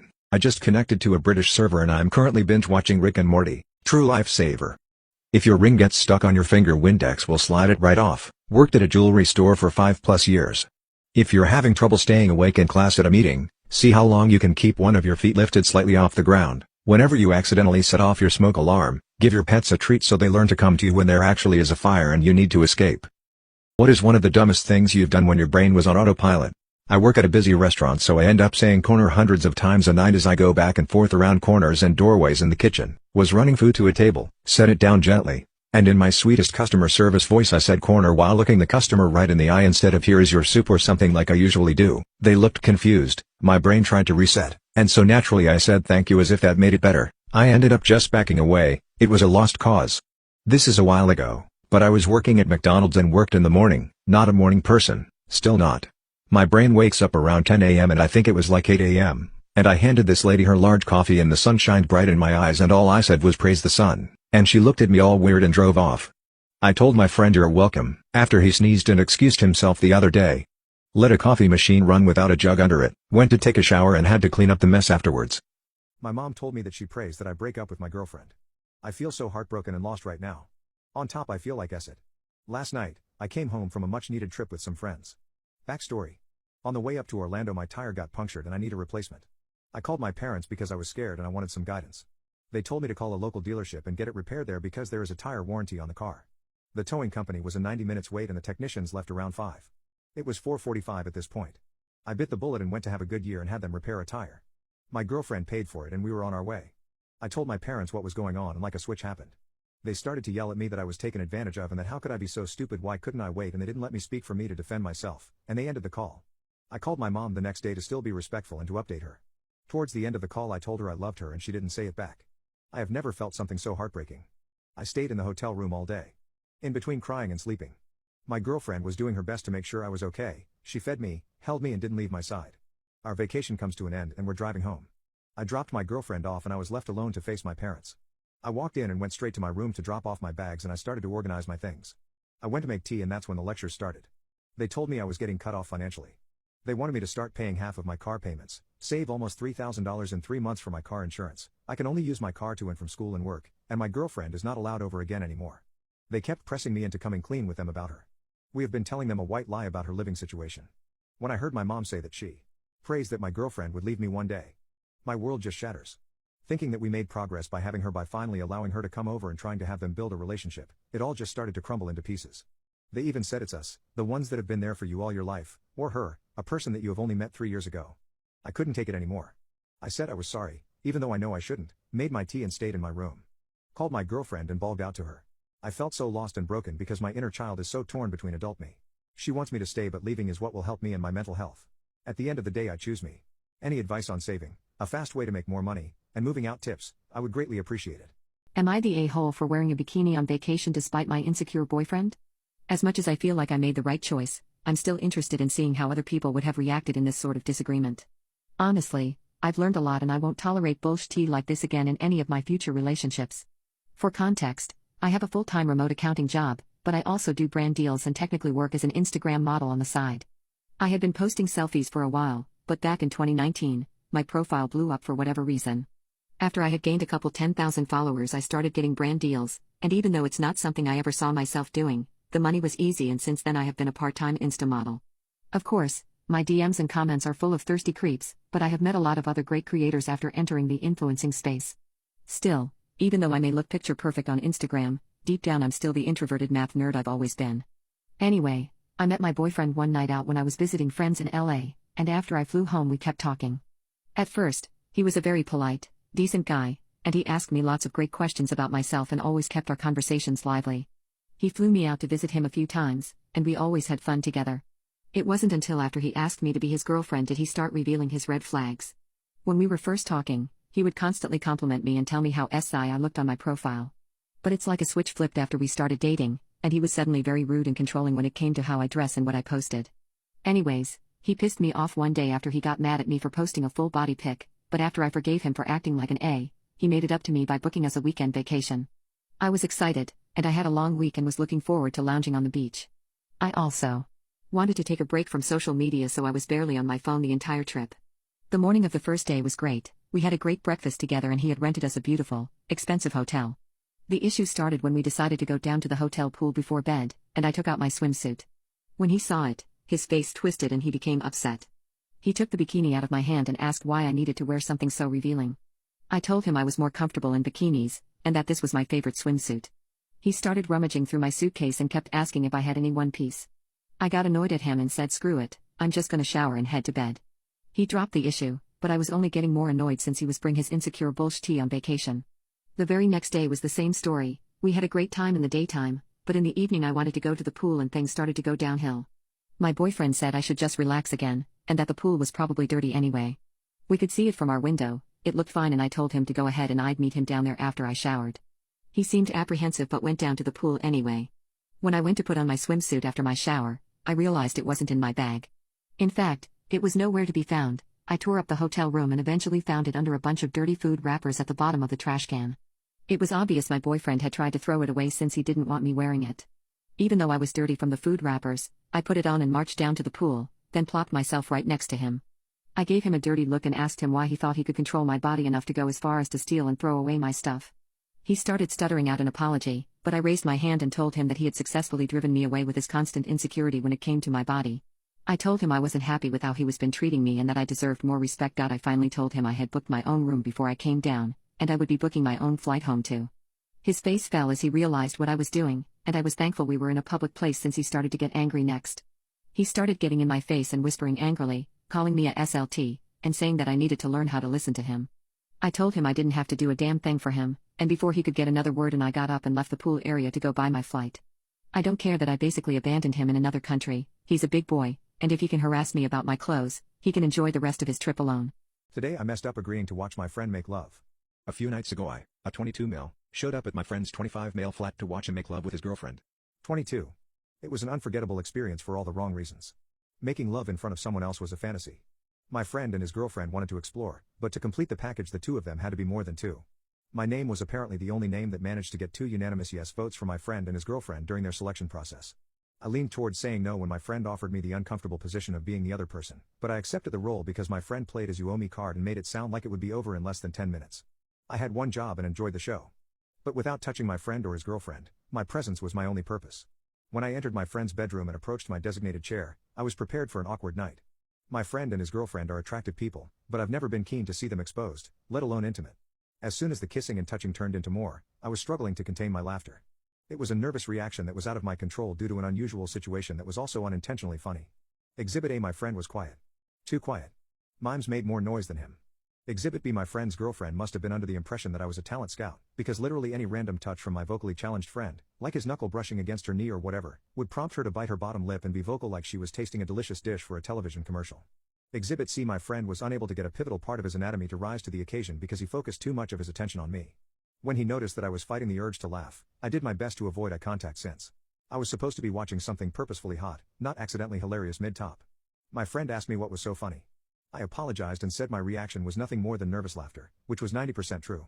The other 10% was me trying not to laugh at my friend being quiet while his girlfriend was gunning for best over the top performance at the Academy Awards.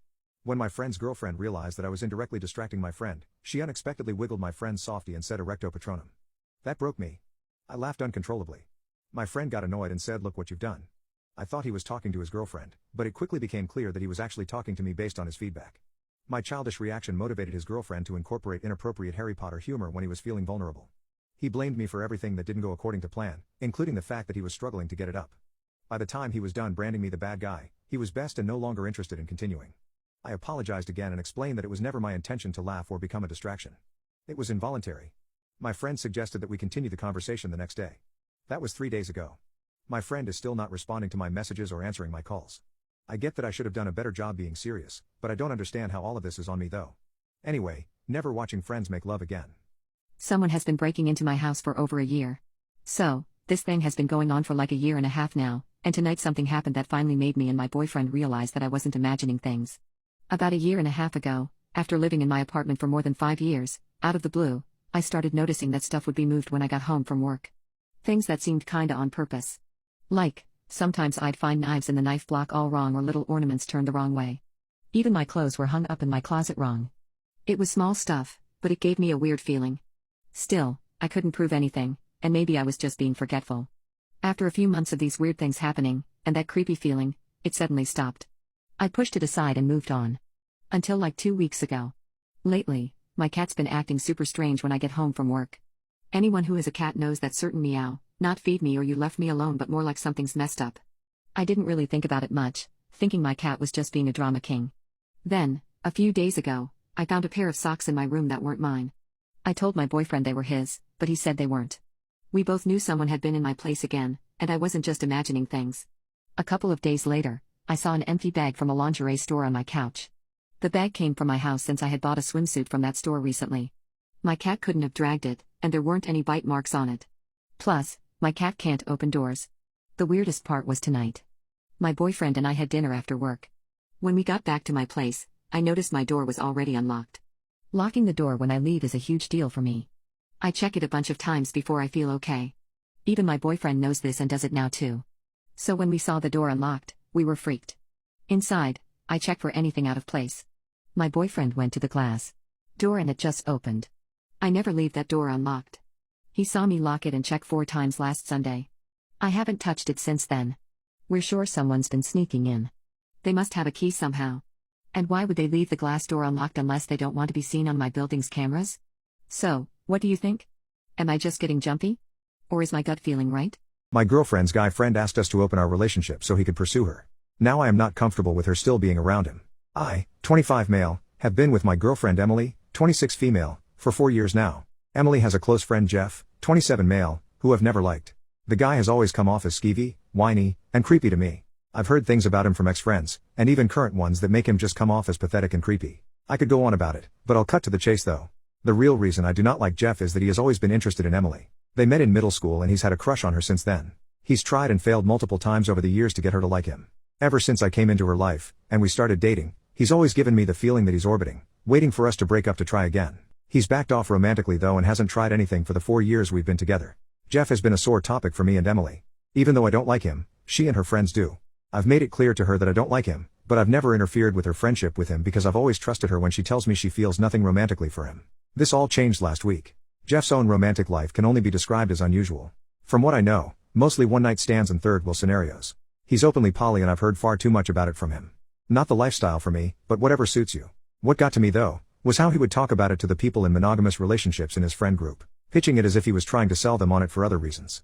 Last week, Emily and I tagged along with her friends for an outing. We ended up at a dive bar late at night for drinks and Jeff tagged along with the 2 of us. He was incredibly off-putting to me the entire night, much more than usual. Acting all buddy-buddy with me to an uncomfortable degree. As we sat and chatted, he brought up his most recent relationship from a few months back, a poly relationship where he was third-wheeling another couple. It was very awkward to say the least. Much more so when out of nowhere he recommended we try something like that ourselves. The short of it is he asked us to open our relationship and become a triad with him. He knows I'm straight, so what he really meant was he wants to screw Emily and for me to be okay with it. Emily declined, and I wanted to tear into the creep. However, Emily made me go to her car so she could pay for our drinks and leave knowing I was about to make a scene. Suffice to say, I am not comfortable with her continuing to associate with him. I've made it clear that what he did was completely disrespectful of our relationship and that I don't trust him not to do something more sinister at this point. Emily, however, disagrees. She's saying this is just how Jeff operates, which makes me even more uncomfortable with the situation. He's not neurotypical, and her whole friend group has used that as an excuse for so long. I'm sick of hearing it. We have been arguing nonstop about this now. She doesn't think this is enough of a reason to cut him off, and I cannot understand why. Her friend group has essentially decided to stay out of it as well. I did share my thoughts with someone I know who is an ex-friend of Jeff's from high school. I also learned that Jeff has tried to break up Emily and her boyfriends before, and he thinks this is another attempt. She was planning on going out Friday with friends to a movie, which included Jeff. We ended up having another massive argument in which I told her to not come back if she left. She's been staying at her parents' house since. Right now, I feel like I'm living in bizarro land. Every single weird thing about her and her friends now sticks out like porcupine quills. It's like I'm the only one who sees a problem with what Jeff did, and that my opinion does not matter. Emily refuses to tell me what about Jeff is so important and endearing he's worth this. It's like to her this is just normal or something. How do I even proceed at this point? It feels like I'm just being walked over. How can I convey how uncomfortable I am at this, or is it even worth it at this point? Part 2. My ex-girlfriend has been leading a neurodivergent man on for over a decade to scam money out of him, even while we were together. I wasted the last 4 years of my life with Emily. I thought she was a good and honest person. Boy, was I wrong. There are things that should have clued me into the fact that her friend group was a circus. I just ignored it, however. After the polyamory incident, I couldn't though. The things that ex-friends told me about Jeff and Emily made me ask questions and start digging. I ended up contacting one of Emily's exes and learned something very interesting. In high school, Jeff was giving Emily hundreds of dollars he was stealing from his parents. Me and Emily had been arguing constantly after Jeff asked the question. She had been staying with her parents for some time while things cooled off. Once she showed back up at our place this week, I decided to confront her and asked if Jeff was giving her money. She denied it at first, but I told her if she does not tell me the truth I will forward many of the texts she sent me commenting about Jeff's body and face to Jeff himself. Well, Jeff has been giving money to Emily since they met. For the entire 4 years we were together he was sending her sometimes hundreds of dollars each month. Her texts with him are flirty in nature. While not outright saying she's interested in him, she's heavily implied it. Acting like it's just not the right time for her to be with him. She has reaffirmed to me that she's not interested in him. In fact, she's implied she actually hates his guts. I asked if her friends are also taking money from Jeff, and she said she did not know. I packed my stuff up yesterday and I'm staying with my brother till I find a new place. I blocked Emily. I sent Jeff a text simply showing him how Emily talked about him to me. I'm 99% sure Jeff is stealing from his parents still as he lives with them. I found his parents' numbers and texted them letting them know what's happening. Moving on from 4 wasted years is going to be tough. What's your biggest fail when it comes to online dating? I went to go meet this girl for the first time and I go to pick her up. It's dark outside and I stop in front of her house. As I am waiting for her, this girl opens the back door of my car and sit in the back. Keep in mind it's dark outside, so I say hi and tell her it's nice to meet her and if she would like to sit up front. She's insisting she's okay in the back and we should start driving. I find this kinda strange that she wants to sit in the back as if I'm her driver. I keep insisting that she should sit at the front and it's strange that she wants to sit in the back. Again she says she's okay in the back and I should drive. At this point I figure at least she in my car and maybe she's shy because it's our first date. I start driving and I'm having small talk like how was her day and I am glad she decided to meet me. She's giving me short answers and quiet for most part. We are approx 3 in our drive when I ask her if she's okay going to this restaurant I know. At this point, she goes I only called you because I need a ride. I am not here to date anyone. So I am really annoyed by now and I tell her I am not her driver and I only came to pick her up because we were gonna hang out and go eat something. Now she's also annoyed by now and tells me if I don't stop the car she will call the police and is ready to jump out of my car. I pull over and tell her she's crazy if she thinks I will drive her home when this was supposed to be a date. She tell me I don't date random Uber drivers. Long story short, the girl that sat in my car was a different girl as she mistook my car for an Uber that was supposed to pick her up. Thank God I had the dating app to show her. Imagine she starts screaming and calls 911 secretly and I get surrounded by the police. At least I had a great story to the when I went back to pick up the right girl. Coping with multiple losses, how do I navigate life afterwards? I find myself in a difficult situation, and although I'm not sure if anyone will read this, I desperately need some guidance. My boyfriend recently ended our relationship, and I understand that it's my fault. However, I miss him so much and I struggle with being alone. It's something I find incredibly challenging. On top of that, my cousin passed away right after I returned from his brother's funeral. If my aunt takes certain actions, my mom might not be able to handle it. My emotions are all over the place, and all I want to do is talk to my ex. Unfortunately, I ruined any chance of that by behaving irrationally. I deeply miss him, and I'm aware that he doesn't care about me anymore. I did so many things to hurt him because I didn't know how to navigate a relationship. Only when I fully comprehended how much I loved him, appreciated everything he did for me, and realized how much I currently rely on his support, did it become too late. I desperately wish for another opportunity, but my excessive texting after the breakup ruined any chance of reconciliation. How can I move forward when I can't even entertain the idea of being with someone else? How do I sleep in my bed when all I can think about is the fact that he used to be there? How can I properly mourn my cousin's death when my thoughts are consumed by my boyfriend leaving me? I doubt he'll ever comprehend the extent of the pain he has caused me, just as I know I hurt him deeply. He made me doubt my attractiveness and question my weight. Now, I can't bear to use my phone because it reminds me that he will never text me again. As a result, I'm falling behind in my studies. My cousin just passed away, my mother is experiencing a mental breakdown, and I've been abandoned by my boyfriend. I desperately want to move on and leave this pain behind, but I am exhausted from longing for someone who no longer wants me. Unfortunately, I don't have the time or financial resources to seek therapy right now. So, what steps should I take to heal and move forward? What's the funniest thing you've ever saw? I was walking home from my mother's place at around 12 in the afternoon. I live in Boston, so there's always something weird or crazy happening in the streets. As I'm walking home, I see the local blind twins waddling their way down the street. They're always walking hand in hand and are always wearing a goofy-looking hat. I noticed them, but didn't think much of them. That's when one of the twins trips over a brick and falls into a trash can. The other twin started waving her arms trying to feel for her sister. She's blind though, so obviously she didn't know where exactly to feel. The twin who's stuck in the trash can starts kicking her feet and yelling for help. Everyone, including myself, is just watching the other twin trying to find the one stuck in the trash can. Eventually the other twin finds her sister and starts pushing the trash can. After like a minute of pushing, she finally pushes the trash can to the ground, but she falls down with it. She's now on the ground practically hugging this trash can, probably thinking it was her sister. Now both of them are stinky covered in trash, but can't find each other.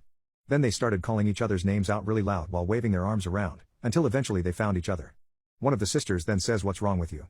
Couldn't you see there was a trash can right in front of you?" The other twin said, "Of course, I'm blind just like you remember." The other twin then goes, "Oh yeah, I forgot." Everyone around them starts giggling and laughing. They had banana peels, moldy bread, and strange liquids all over them. It was so gross.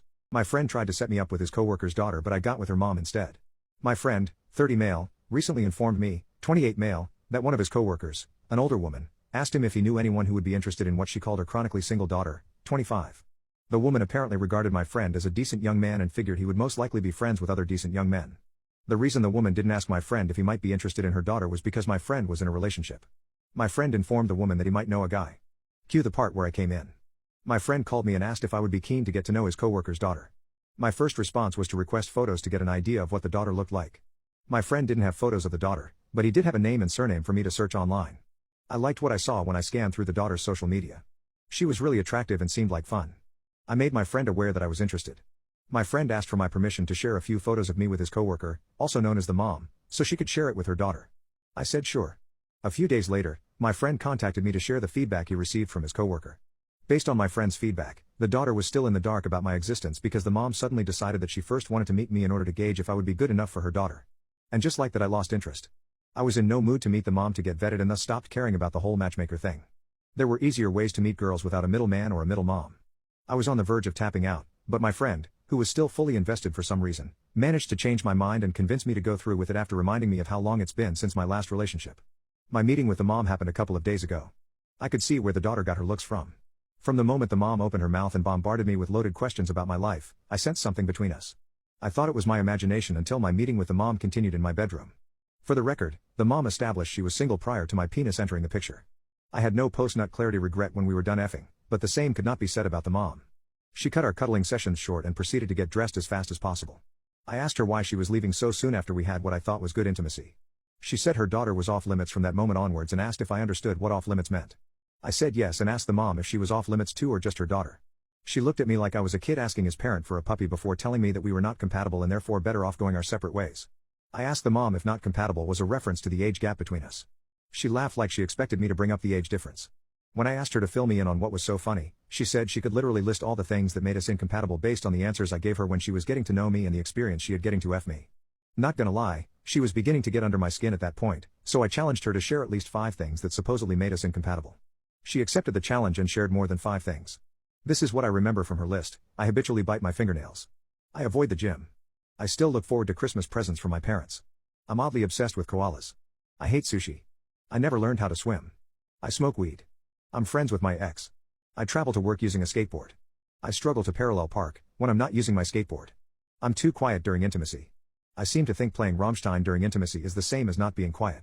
I was unable to make her bust more than 5 times in under an hour. I asked the mom what made her sleep with me if she had so many reasons not to. She said I kind of reminded her of the first boy she hooked up with in high school. I said and? She said it was old feelings she had to get out of her system. I asked her if I was nothing more than a nostalgia F.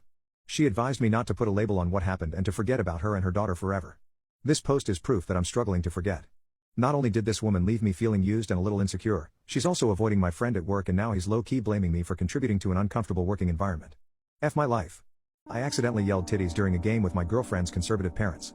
For anyone who doesn't know what the game Heads Up is like, player A holds a card/phone up on their forehead, which they cannot see. If the card/phone says a term like Netflix, people on player A's team will give clues so player A guesses the term.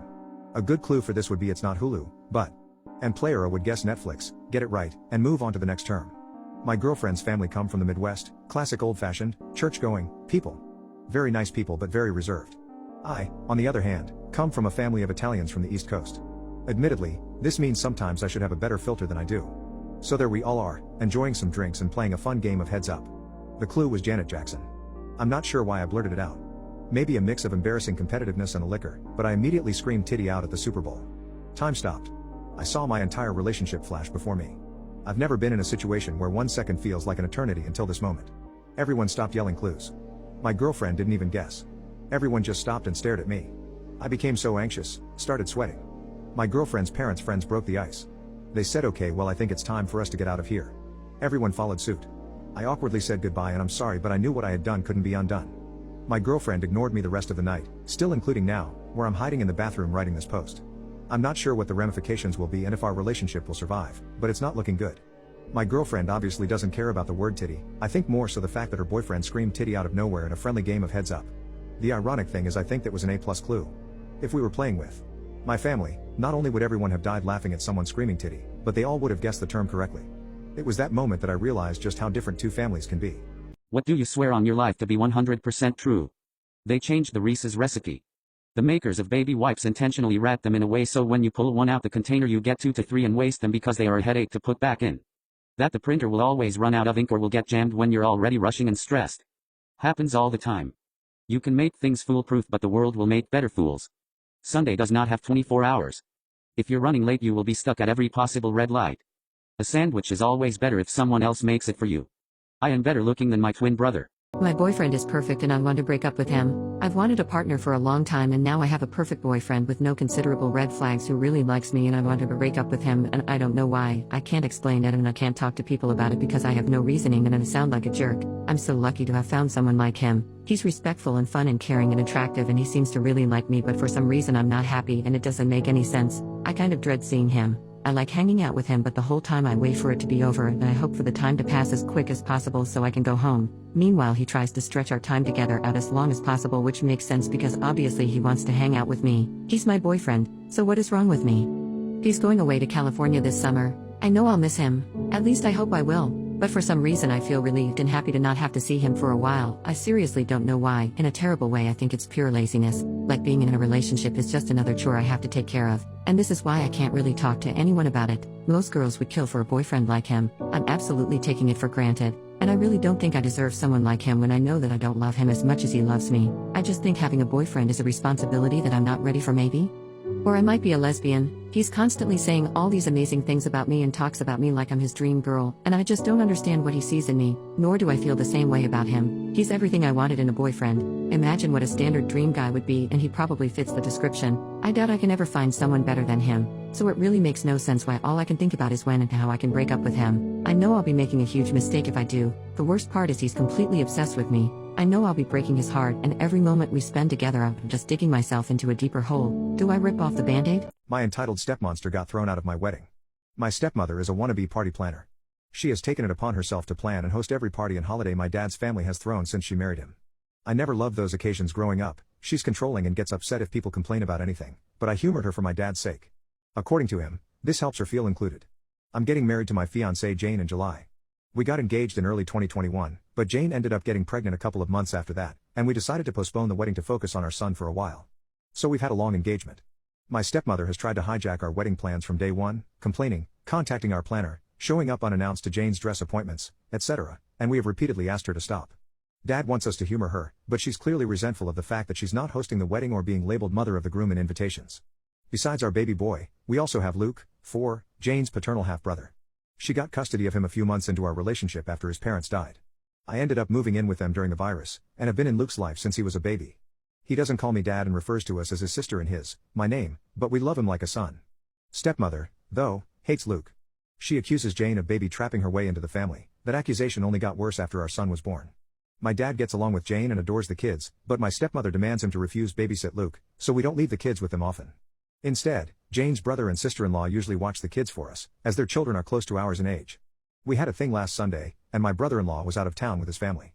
Jane's other siblings live in different cities, as well as my mom and sister. My dad agreed to babysit at our place, and we left. We came back to find both kids crying, stepmother screaming, and dad weakly trying to calm everyone down. Apparently, Luke had told stepmother that both he and our son were going to be our ring bearers, and she went ballistic. She screamed that she wasn't going to allow that because he wasn't family. She then smacked him when he started crying. His lip is still split. She'd never gotten to this point before. We immediately banned her from our house and from our wedding. Dad is fuming and has said he's not going without her. He's also convinced half of his side of the family, by severely downplaying what stepmother did, to boycott the wedding as well. This includes my stepbrother, who fully agrees with his mother no matter how many times I try to tell him the truth. Me and Jane are refusing to budge, but many of my cousins who aren't coming anymore are asking us to reconsider. Pretty much all of Jane's family agrees with us, but one of her aunts has suggested that maybe stepmother is acting out because she doesn't feel welcomed by my family. I've honestly had it with my family enabling her behavior. I love my dad, and really want him at my wedding, but I am more than willing to go no contact if it means protecting my family. I asked all my friends to wear red to my wedding. So my husband and my cousins hooked up before I met him 8 years ago. They met at a party and they hooked up that night, but he wasn't interested in anything more, so he told her it's not gonna happen. A couple of months later I met him and we started dating. A year later we made it official. My cousin recognized him from that night and demanded that I would break up with him because it was gross, and honestly I did think it was gross at first, but the damage was already done. I was in love with him, so I basically chose him. She was one of my closest friends, and while we get along okay now, we're not as close as we used to be because she thinks I'm gross. I got married a few weeks ago. In the months leading to my wedding, my cousin made it clear that she's gonna wear a red dress. A red dress means that she's slept with the groom. At first I thought she was joking, but no. I asked her not to do it because I didn't want gossip in my wedding and a reminder that I'm gross, but she said that it was the truth. I asked Mom what would happen if I didn't invite my cousin, and she said it would mean a lot of drama with the family, a war. So I simply asked my sisters, my closest friends, and my 3 bridesmaids to wear red. I asked everyone to keep it a secret because honestly, I didn't want my cousin to have time to find another way to make drama. All in all, about 17 girls and many of their significant others also had different shades of red. The girls were stunningly beautiful and their significant others very handsome. My cousin was shocked and livid because she thought she would be the only one wearing red. She sulked the whole ceremony and left early. Today I got an email from my aunt that I'm a B for hurting my cousin by first stealing her man and now being petty on my wedding day. I don't agree. I'm happy nobody ruined my wedding and I'm thankful for my girls who rose up to the occasion. I love you. What is the weirdest thing that's happened on a flight? Not a pilot or flight attendant, but I fly between 100 to 150 flights a year. One time I was flying out of a small Midwest airport to Dallas. I roll up to the airport restaurant/bar to get a bite and a drink before takeoff. I notice this lady sitting alone at the bar, and a gentleman approaches her. They seem to be hitting it off, flirting, laughing, etc. The time came to board the plane, and it picked its seat since this was on Southwest Airlines. Naturally, they sit beside each other. I am a few rows behind them. Flirting leads to touching and then kissing. You can see that hands are wandering everywhere. By this point, I am not the only casual observer. About 3 or 4 other guys are looking and laughing, and we all bond over their public display. It escalates to a point where she gets up to go to the bathroom. About 30 to 40 seconds later, he follows. Apparently, they thought that was enough time to be inconspicuous. As he approaches the bathroom she is in, a flight attendant stands before him and says, "No. Back to your seat." She knocks on the door and tells the lady to return to her seat. All the observers are laughing at this point. The flight continues, and she is practically mounted on him, doing everything they can do while keeping clothes on. This continues until we land and all deplane. She quickly hurries off the plane. He is a few steps behind her, but she seems in a hurry. The other observers and I talk about it and laugh as we exit the secure area into the baggage claim area. Then we see her, still several steps ahead of the guy. And she runs into the arms of her boyfriend and starts kissing him. Her flight guy stops dead in his tracks, takes a couple of seconds to observe, and then leaves. I haven't laughed so hard in public with people I had never met before or since. What was the biggest teacher meltdown you ever witnessed? My 8th grade algebra teacher, Mr. Cogburn, was an interesting guy. He was tall, had kind of wild-looking frizzy gray hair and beard, and had a sort of boisterous, larger-than-life kind of personality. He started every class by slamming the door and yelling. He always had a yardstick in his hand that he would slap forcefully against the blackboard to emphasize what he was saying. He would also slap it against the desks of students who weren't paying attention, though he never actually hit the student. It wasn't terribly uncommon for him to break yardsticks, and there was always another in the supply cabinet to replace the one he'd broken. That's what Mr. Cogburn was like. He was big and loud and crazy, but not in a scary way. He's actually mad if he started the class by shutting the door like a normal person and speaking quietly. Every year our school did an event called the Mathathon. Students were given math worksheets and tried to solve as many problems as they could in a set amount of time. People would sponsor the students, pledging a certain amount of money for each problem correctly solved, and at the end the money was donated to a local charity that helps the disabled. It was that time of year, and Mr. Cogburn was explaining the Mathathon to my class, and when he got to the part about the charity and what they did, one boy loudly said, I don't know why anyone bothers to help those retards. There's such a waste on earth, we should just let them all die. And Mr. Cogburn transformed. As I said before, dude was tall, well over 6 feet. Now he loomed over that student's desk like the goddamn angel of death. He seemed to physically radiate pure rage. I swear to all that's holy you could feel his outrage coming off him in waves. Even though he was focused solely on the one boy, students halfway across the room sank down in their chairs in pure terror, trying to disappear under their desks. I know, because I was one of them. We couldn't even look at him, not out of the usual shit, he's mad, don't make eye contact instinct most people have, but more like it was a form of physical protection. He was a burning sun of anger, and if we looked directly at that sun it might blind us. He spoke very quietly to the boy for about a minute. Then he led the kid out of the room and shut the door. About a quarter of the class started crying as soon as he left. After a while, the other math teacher came in and taught for the rest of the period. What we all found out later, and which none of us, including that boy, had known, was that Mr. Cogburn's daughter, who he spoke about to us frequently enough, was not his only child. He and his wife had also had a son that was born extremely physically disabled, and who had died at a very young age from health complications arising from those disabilities. When he took that student out of the room, I think we all thought that he was going to kill him. He actually just took him down to the principal and explained what the kid had said, and the kid was suspended for a day. Mr. Cogburn also took the rest of the day off. So that was the biggest meltdown I ever saw from a teacher, and it was sort of the inverse of a normal meltdown. When he was shouting, gesticulating wildly, and hitting our desks with yardsticks, we loved the guy and feared nothing. But that day when he got so quiet, we felt mortal fucking terror. My girlfriend wants to start working as a nude model, but we're in a monogamous relationship. I am a fashion photographer and my girlfriend is a professional model. She is also one of the most beautiful women you've ever seen.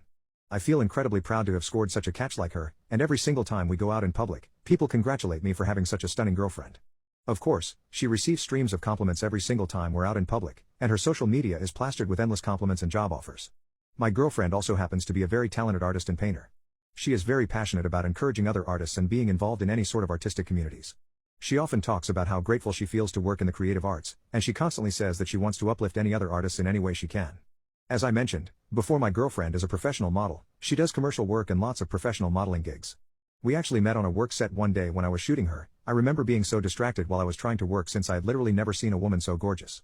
I have never had an issue with her choice of career before, even though I think that she is a little too intelligent to be a model for the rest of her life. But her latest gig has made me insanely uncomfortable, and I don't think that I could continue seeing her if she really goes through with this. She was recently approached with a job offer to be a nude model at an extremely prestigious art college. She was so excited when she was telling me about this opportunity, because it would give her an in to be able to take the school's classes at the school at a discounted rate. She almost had tears in her eyes as she was telling me about this because she said there was no way she would ever be able to have access to these classes without this job offer. Honestly, the only thing that I heard her say was nude modeling, and I immediately knew that I wasn't okay with this. I understand that my girlfriend is an artist and a professional, but at the end of the day, we are in a monogamous relationship and it's not okay for us to reveal ourselves like that to anyone, let alone a bunch of strangers. I feel like the only person that should see her naked is me and her doctor. I expressed all this to my girlfriend, and she seemed upset when I didn't match her excitement. Yet she said that she'll think about my perspective before she accepts the job. Here's where I may have effed up. The other morning when she was in the shower, I saw her get a call from the company that had offered her the nude modeling gig, and I answered and told them that she wasn't interested. Unfortunately, the person on the phone told me that she would only be communicating directly with my girlfriend and that the job offer was still on the table until she received direct confirmation from my girlfriend. Later on in the day, I guess my girlfriend ended up finding out that I had tried to reject the gig for her, and she exploded on me, calling me controlling and insecure. She said that I wouldn't be the one to stand in the way of her career and the growth of her artistic skills, and that I needed to grow up or I would lose her, and she would never look back. I honestly think she's being super overdramatic and emotional about all of this, and when she calms down, I'm going to express my discomfort with the whole situation one more time in simpler words and just explain to her that I don't like what this job opportunity is turning her into. My little sister is inviting my ex-fiancé and his partner to her wedding. He essayed me, cheated on me and left me homeless. This means I will not be attending. My other family members are horrified at her decision and are not attending either. I just feel betrayed and heartbroken by my sister. I don't understand how she could do this. I, 33 female, was with my ex-fiancé, 31 male, for over 12 years. 3 years ago we moved for his work, and this was 200 miles away from my family. We couldn't sell our house, so to afford the new rental near his work, we rented out the house we owned in my hometown. Moving day came, and my family helped us move all of the house contents, all my possessions, my pets, everything to the new place.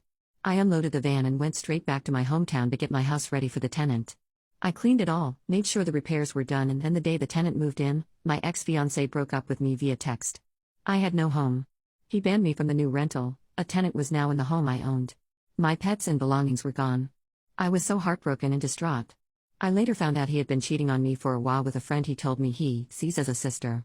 This girl was always over our house. I thought she was my friend. This was his cowardly plan to get the move sorted and house rented and break up from afar. After being distanced and the initial heartbreak worked through, I began to realize how abusive he had been. I had let a lot slide. He had been diagnosed with a condition that meant he could die at any moment, so anything abusive he did, I excused or didn't make a fuss of. He would use his diagnosis when it was convenient to get his way. He would throw things at me because it made him laugh. Anything we did was his choice. He wouldn't let me have friends over. He would enjoy seeing me cry. To get this reaction, he would often play the music he had picked for his funeral. If I was ever sick, he'd be angry with me. He would make fun of my weight every day, jabbing me. He would do this in public too. He would grab any part of my body whenever he pleased, no matter how much I asked him to stop. Towards the end of the relationship, there were times when love making was incredibly painful. I would cry and ask him to stop. He never did. After the breakup, I asked him why he did this. He said he got carried away. My sister knows all of this, and she had zero sympathy. When I told her about the essay, she said, "Why would you try to ruin a good man's name?" After that, we didn't speak for a while. When she broke up with her fiancé, they broke up multiple times, she behaved as if she understood me and sympathized with what had happened. She also said she no longer had contact with my ex. We started speaking again and became close. She then got back with her fiancé. This guy has been violent towards her, thrown her out the house multiple times, takes MDMA and lays his hands on my sister. He even went as far as putting cameras in their house so he could see if she had guests over. My family has tried their best to help her. We each have given her a place to go to build her life again, but she has gone back to him each time, and this time they are planning a wedding and she is now pregnant. My sister grew up knowing my ex. She was 13 when they met and she saw him like a brother. My fiancé always said she was a loser and an idiot behind her back, but he was always nice to her face. I would defend her each time. He also would say to me, "If I wanted to hurt you, I'd sleep with your sister." I believed her when she said she no longer was in contact with my ex. Turns out that was a lie. She's carried on having contact with him the whole time. By inviting my ex and his affair partner, she knows this means I will not attend. The rest of our immediate family are also not attending because of this. I just don't understand her. I'm just so hurt, sad and heartbroken. My coworker set our office on fire. So my coworker Kevin is overall funny guy, but sometimes I'm concerned that he lacks brain completely. Mostly he just does not understand basic principles, and as soon as you finish explaining something to him he starts asking questions which you just answered. I have got quite used to this and conciliated with the fact that he is just not the sharpest tool in the shed.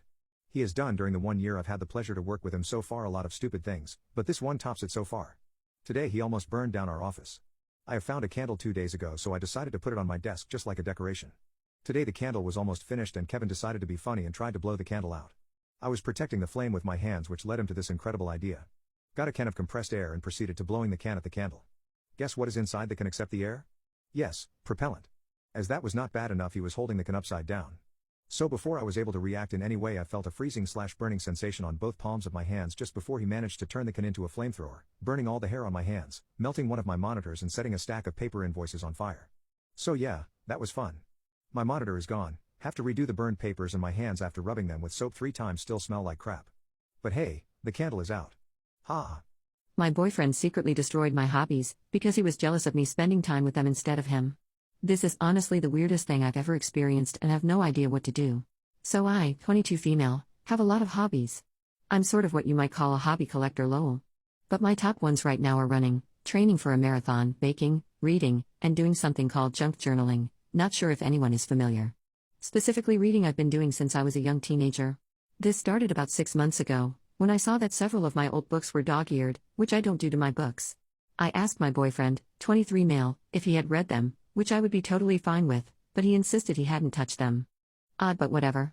Then after that, I literally could never find my running shoes. I bought a rather expensive pair and keep them separate from my other shoes because I'm a nurse and my hospital shoes are nasty. But the running shoes I could never find. They would always turn up days later though, somewhere I definitely hadn't put them. Again, odd but whatever. And then, my journal got completely destroyed. Somehow, it was left outside in our garage, where it is known to leak when it rains. It didn't necessarily get water damage, but the moisture made all my pages peel up, and practically 28 pages ruined. The pages take me over an hour each and I'm quite proud of them. 28 plus hours of my artwork, ruined. This is so stupid, but I genuinely started to believe the house was haunted. I did shed a few tears over my journal and my boyfriend rolled his eyes at that but helped me glue them all back down and salvage as much as possible. I had a fleeting thought that he put it out there, but it was honestly so weird I was like, why would he? Then, it was back to my books. I have a huge bookshelf with over 200 books because I read daily. I started to notice one by one, they were disappearing. Like straight up, gone. I searched every corner of the house and could not find them. I even texted all three of my sisters, my brother, and my boyfriend's sister, asking if they had borrowed any and didn't tell me. They all said they hadn't. My boyfriend's sister borrows my books often, but she always asks and insisted she didn't have any. When this happened, I was like, what the heck? And then it was my baking. I could never find my mixers or my baking sheets or anything whenever I wanted to bake. The final straw though was when I found my KitchenAid mixer broken, literally just would not turn on, and if you don't know, those things are expensive. I straight up asked him, did you do this? Like, why is all my stuff broken or lost recently? He finally admitted to purposely hiding or breaking my things, because my hobbies annoy him. I'm not going to lie, I exploded. I told him he was a weirdo for touching my stuff, and that it was honestly so strange to do this as an adult. He proceeded to defend himself, saying that I was spending more time on my made-up hobbies than with him, and this was the only way to make me focus on our relationship again. Which, for context, isn't true at all. We still have a great relationship, or so I thought. We go on dates twice a week, we make love regularly, we get along with each other's families and friends. Like, I'm so confused. We've been together for 2 whole years. I love him so much, and other than this odd behavior, he's so good to me. After that argument, I was genuinely so distraught that I left the house and went to my sister's house. They lived together. They also agreed it was the oddest thing in the world. The icing on the cake when I got home this morning was that he threw out all of my shit. He cut the soles out of running shoes, cut the laces, threw out my Apple Watch, destroyed the baking things, cut the silicone molds. The box that all my missing books were in the dumpster with all of my other journal supplies. The journal he helped me fix was torn to shreds. I genuinely started to sob. I know it sounds dumb and overdramatic, but I genuinely worked so hard on my journal that it made me cry. Literally hundreds of dollars and some of my favorite books in the trash. Money spent on baking supplies, which I used to bake for my baby cousin's elementary school, ruined. I just don't understand what is wrong with him. He's never been like this before. Ever. I'm genuinely so confused. What has gotten into him? What do I do? What has gotten into him? Is it something else he could be projecting? I'm genuinely so confused. What was the wildest way you found out you were being cheated on? We were living together with her parents so we could afford college. I was delivering pizzas, she worked retail at the mall. This was like 17 years ago. I got rear-ended at work. Car was just broken enough to be totaled. I broke 4 ribs, broke my arm and dislocated my left shoulder, a fairly bad injury in total. I called her work to try to tell her, but they said she called in sick. Called her mom, who said she left for work. I was fine, but her mom freaked out and didn't know where her daughter was, so she blew up her phone. Eventually she answered, came to the hospital as I was leaving, and guilt confessed that she had been lying to both me and her job to go screw a dude she met in class. According to her, this was a real man who could take care of her, and unlike he did not let his substance addiction get in the way of loving his girlfriend. So, all in the span of about an hour or two, I lost my job, my car, my girlfriend of 8 years, my home, and college. But I deserved it. I was a garbage human being, and the only reason she was with me for so long is because I was emotionally abusive and manipulative. I was an addict, as she said, and spent a lot of money on it when I could have used it for way better measures. I messed around and didn't take school seriously. I basically played video games all day and had no ambition or motivation to improve my life. I leached off of her and her family, and the relationship was toxic entirely because of me. She was a saint. She met a guy who was 100% better than me in every way possible, who also had a girlfriend he didn't want to be with, so they cheated with each other to make up for their really poor relationships. I don't blame either of them one bit. I hit rock bottom, and she went to the moon. She married that guy, and I eventually realized that I was the cause of my own misery, so I set off on a very long journey of self-reflection and improvement, one that I feel like I'm still on to this day, despite having moved on a long time ago. Husband finally admitted to baby trapping me. I always had my suspicions, but hearing him actually say it out loud was jarring to hear. He told me that on the night we conceived our oldest, he got me really wasted while he stayed sober. When I was too wasted to even remember what happened, we had intimacy without a latex. Again, I don't remember this happening. I thought I got pregnant the day after, because he said that latex accidentally broke during intimacy. I asked him why he felt the need to do that. He said that he needed to get me pregnant, because he was scared that I was going to party and leave him and live my life when I turned 21.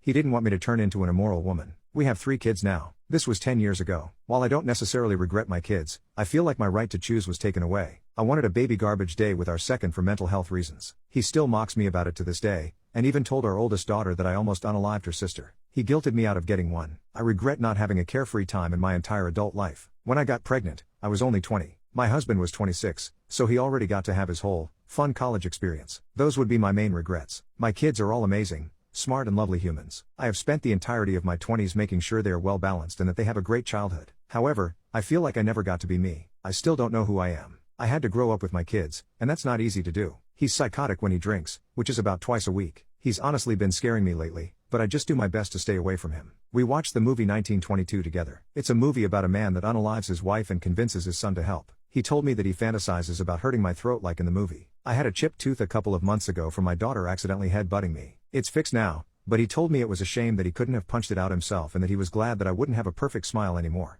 Just stuff like that. It's upsetting, but thankfully, it's only when he drinks. When he's sober, he doesn't talk like that. I ruined a marriage. When I was 20 working at a gas station, we got a new manager who really liked me. I got the best shifts, all the free snacks, and got a raise for no reason.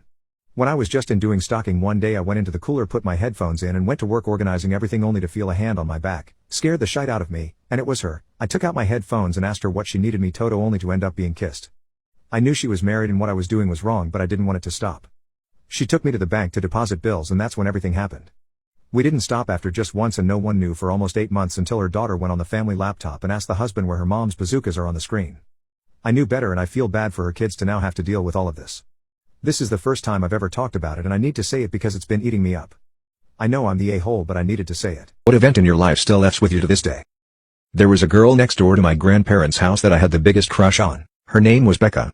We had known each other from the time I was really little. We were both coming into the ages of liking the opposites at the same time, and we had similar troubled childhoods. Becca lived with her grandparents, too, somewhere after holding hands. But before our first kiss, Becca gave me a ring. She borrowed it from her grandpa and needed it back the next day. I was on cloud 9. With excitement, I showed my mom the ring. She asked my grandparents to borrow their truck and told me to get in and make sure I brought the ring. I had no idea what was going on. We pulled up to the jewelry store at Eureka and Telegraph, and she asked to see the ring. She went inside, no kids were allowed, and came out about 20 minutes later. Then, we went to McDonald's, the first time I'd eaten anything but food pantry food in at least a year. She said the jewelry store needed to borrow that specific ring for a few weeks to clean it up. I asked what I was supposed to tell Becca had happened to it, and she said to tell her that I had lost it. I never saw the ring again, and Becca never talked to me again. What is something really cute that the opposite gender does? When a girl wants to be the big spoon. Seriously, it's like having a soft warm backpack that nuzzles the back of your neck, and most guys enjoy it as much as girls. Plus, we don't get a curtain of hair in our face. Plus, the almighty lumps are pressed against our back. That's pretty great too. My boyfriend looks freaking adorable when he's sick. Not when he's coughing up a lung or dying, but when he has a regular cold and he's weak and can't do anything by himself. He's normally this built 6'2" guy who towers over me, but when I have to help him, I go all putty, smiling at his own dorky joke like it's so cute. In fact, big ol' wide goofy smiles and laughs in general. I know plenty of guys who try to be hard and tough and frown in every photo. It's not really attractive. I think it's kinda cute when a guy's afraid of spiders or something and he freaks out a little bit when one gets on him but then tries to play it off.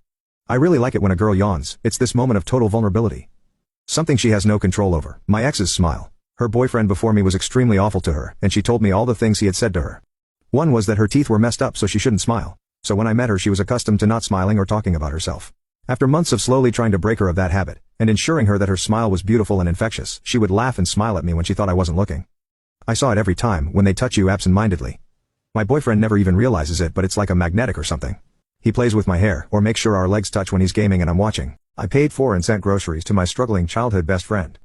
My childhood best friend, whom I have known for over 40 years, is really struggling these last couple of weeks. She's got her bills paid, but was laid off from her second, part-time, job, so her income has dropped. She really is a very kind, big-hearted person, who loves dogs most, but loves all animals. She recently, maybe 3 months ago, ended her relationship with an abusive, narcissistic, self-important, piece of shit guy. In doing that, she also lost her means of getting around, because he was the owner of their car. She now rides her bike, takes the bus or utilizes an Uber, whichever is best at the moment, depending where she needs to go. As I was speaking to her a few days ago, I discovered she had been visiting food pantries to get by for several weeks. She's been having to do it so often that they are now telling her that she can't come back until specific dates. Today, I found out she's been eating saltine crackers and water for 4 days, and fed her beloved dog the last of its food. She's had that dog for over 6 years, and that thought killed me inside. I don't live near her. I'm a 3.5 hour drive away, and it just isn't feasible today. So, I put in a Walmart grocery delivery order for her. She knows I'm sending a bag of dog food, and she said she could get by with some frozen fries and a bag of frozen chicken nuggets. I couldn't do it. I couldn't send just that. I ended up sending a 30-pound bag of dog food, and spent $135 on food. I planned the delivery so she'll get the order in about an hour and a half, after she is home from work. I'm excited for her to see it all, because I know she'll appreciate it, but nervous because I think it might make her cry. The piece of shit guy she was with had her so beat down emotionally, it seems like she feels she doesn't deserve to be treated nicely, or to have good things happen to her. I'm not rich or well off by any means, but my fiancé and I are comfortable enough financially, that it allows me to do this for her. I wish I could do more. She's been my best friend since age 11, and I love her like a sister. What incident has traumatized you for good? Watching my friend throw it all away for a man that didn't really love her. I have a place I go to every morning to get some coffee on my way to work. There was a barista there named Jessica who worked the opening shift. We would talk while I waited for my coffee, and eventually, we became friends. She started telling me about her new boyfriend, Charlie. He had recently been in a motorcycle accident, and she told me how she had been staying with him during his recovery. After living with Charlie for a few weeks, she felt that he was pulling away from her. He told her he didn't love her, but instead of moving on and leaving this guy, she decided to try harder. She told me that she had cleaned his apartment, but that he didn't appreciate it. She got dressed up for him, changed her hair color, and got a tattoo in his honor. It didn't make a difference. She said his main interest was hard substances. She had been giving him money to support his habit. A few weeks later, I noticed that she was wearing an ace bandage on her arm, and I asked her about it. She came over to where I was standing and told me that she and Charlie had shot her up. She described how she felt so close to him when they did it together. She was wearing the bandage because he had missed a few times while trying to find her vein, and she was covering up the bruises. I got really sick hearing that. Like I actually felt pain in my chest. I overreacted and I grabbed both of her arms and pulled her face to face with me. I said, "Jessica, if this is the most beautiful you ever want to look, the best career you want to have, if you choose this guy above all else, then you go ahead and keep shooting up." She told me I had it all wrong. She and Charlie had finally connected and it was something I could never understand. Jessica ended up passing away due to odd at her mom's house in her bed. Her brother found her and tried to revive her, but couldn't. She was 23 and beautiful. There was no obituary, only a tribute to her from the mortuary online. Guests could go online and light a memorial candle in her honor. I went to the website, and there was a tribute candle and a message from Charlie. He had written, "Wishing you were here." It traumatized me because there was nothing I could do for her. She loved a guy who didn't care about her. She didn't care about herself. She jumped off a cliff and all I was able to do was watch. Today I effed up by saving a topless woman from drowning. So this happened yesterday. My family, wife, kids and in-laws, and I had just returned from a pontoon cruise for the evening. It was later than usual, so I sent the wife up on the golf cart with the kids and in-laws to get them some dinner while I covered up the boat. About halfway through covering up the boat, I noticed someone halfway across the cove in the water all on their own and she appeared to maybe be in distress. She wasn't making progress swimming one way or the other and occasionally going underwater. There were people on the opposite shoreline yelling at her, but I couldn't tell what they were saying. I yell asking if she needs help and she says yes. I call my wife and tell her to come down on the cart. "Someone is in the water and needs help. I'm going in. I might need help getting the person out." I put on a life jacket and grab the throw cushion from the boat. I swim out to the person and pass off the throw cushion. She appears out of breath. First thing she says to me is I'm topless. I respond with "I'm okay, but are you okay?" I also immediately think to myself, my friends are never going to believe this. What is my wife going to think with a topless woman swimming to shore with me? She then says she's running from her boyfriend who is messed up. She also asks if it's shallow enough to touch yet. It wasn't going to be. I help her to the dock where my wife meets us. She tells my wife I'm sorry but I don't have a shirt on. Again my wife just asks if she's okay and she tells us the boyfriend story again. Sure enough, as she gets out of the water she is topless. But she is carrying a white t-shirt that she quickly throws on. She then immediately begins running to shore. At the same time we notice a pontoon cruising towards our dock yelling at us. At first I think this must be her boyfriend chasing her and we are in the middle of some domestic dispute. They quickly get closer and I realize it's two sheriff deputies who flagged a pontoon down to carry them across the lake. As they are jumping onto the dock we notice the girl had just jumped into our golf cart and was riding away on it. Apparently she was allegedly involved in a string of burglaries and the boyfriend she was running away from was the cops. I had unknowingly aided her swim across the lake to escape and she used our golf cart as getaway. The cops chased her for a while through the night tracking her down once more but she escaped again. We looked all day for the golf cart today with no luck. I notified insurance if the theft around lunch. About an hour ago someone notified us through social media that it was parked behind a house in a neighborhood over. So we recovered the cart and it seems okay. They put more warrants out for the suspect and are still looking for her. My abusive father has somehow found me after disowning me years ago for false accusations. I'm thinking of being petty. So many years ago my ex-girlfriend cheated on me. I found out and confronted her about it, and she got scared and told nearly everybody we knew that I had roped her to cover up her cheating. I was placed in custody during the investigation, however released as there was no evidence. But my parents had already disowned me and most of my friends had distanced themselves from me. I wasn't even proved innocent by a jury so my parents still believed me to be a rapist who had gotten lucky. My best friend began to help me behind their backs and I ran away. I had nothing to lose as nobody liked or even approached me. My college barred me from attending lessons, only emailing me the work and bringing me in for exams. I went as far away from that town as I could and got an apartment after working in some community jobs for some money and managed to sort of stabilize myself. I decided to change my name after a while because I came to hate looking at it. This helped me start a new slate and I made a few new friends when I went into uni again. I finished my degree in teaching and moved far away to a country on the opposite side of the globe where I live now. I got a nice apartment and settled down in my new job. I eventually met a girl who turned out to become my now wife. I originally couldn't trust her and after realizing how much patience she had with me, I fell head over heels for her. She eventually gave birth to my twin daughter and son who I adore and will defend to the edge of the universe. Her family got used to me very quickly considering I was a foreigner and not very trusted. They treated me well and I sort of remembered how a loving family actually is. Now I'm living in a nice house with both of my children and wife and we're very happy. That is until last night, where I was playing on our PlayStation with my son while my wife and daughter were in the garden. There's a knock on the door and I went to answer it. Seeing the sight on the other side of the door made me want to get sick or pinch myself to make sure this was not a effed up dream. Lo and behold, my father is there. He smiled weakly and began to speak, but I slammed the door so hard I scared my son. I took him to his room and called for my wife to take my daughter to her bed. She was freaking out and so was I. My father kept knocking on the door and I just broke down in the moment. My wife comforted me, then answered the door for me. She asked who he was and he said he was my father. I had given my wife a vague background of me and she had nothing but sorrow for me. She looked mad understandably and began to scream at my father for abandoning me and whatnot.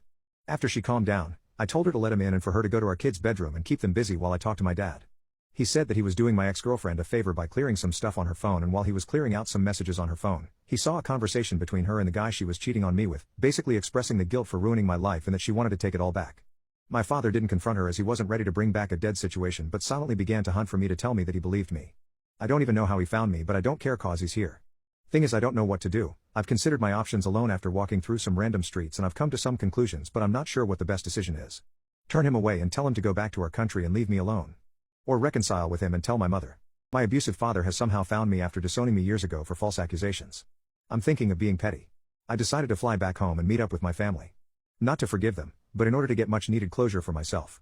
So I flew back to my home country and met with everybody involved, my mom, dad, brother and even the girl who accused me of rape and turned me into an outcast. I was nervous of course, but I was shocked when I realized I didn't really see them as family. I recognized them of course, but I didn't see them the way I see my wife, kids and in-laws. My mother started by breaking into tears and trying to apologize, but I just felt disgusted by it. My father comforted my mother and my brother was the one who kept his composure and initiated conversation. He asked me how I was doing and I responded by telling him to cut any small talk and that this meeting was on my terms. I told all of them that I was not looking for reconciliation and I simply wanted closure. I made sure to tell them that I would call the police should they attempt to chase me. I asked my parents why they were so quick to abandon me, even though the police said there was no proof.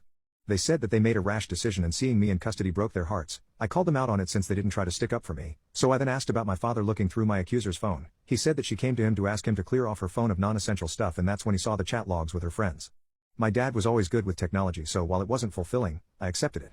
I then asked my brother why he never contacted me. He looked surprised and said that he did, but I just ignored him all that time. Turns out, he was right. My brother had tried hundreds of times to contact me and give me money to get me off of rock bottom, but questioned why I never answered and assumed that I hated him because of what happened. Well, as it turns out, my mother had my contacts blocked on all of her phone plans as she paid for my brother's old phone plan. So I couldn't even receive help when I was completely lost. Then the cherry on top, my ex, I first asked her why she actually did it. She said that she was scared of what would happen and that she never stopped loving me even throughout it all. She said that every session of therapy made her feel even more guilty as she knew it was all fake. She then told me that she hadn't dated anyone since in hopes that I would come back and she could apologize. Because I'm sorry would really reverse time and fix all of it apparently. Even that was bullcrap because my father said that he found chat logs of 3 different partners she had when I was away. My ex broke down crying and tried to hold my hand. She had the audacity to ask for another chance. This just made me spiteful and I pulled out my phone and began showing all of them hundreds of pictures of my 2 children's milestones and good times my family had together, our visits to cities, their first day of school, both of them and my wife in my arms. I told her that this was what she could have had if she wasn't so stupid, and my parents what they missed out on for not even hearing me out. I had a moment when I thought I had gone too far, but I realized compared to what they did to me, I hadn't. My visit wasn't all miserable though, as I met up with my old best friend and his family. They were happy to see me and I was still grateful for them taking me in when it felt like the whole world was against me.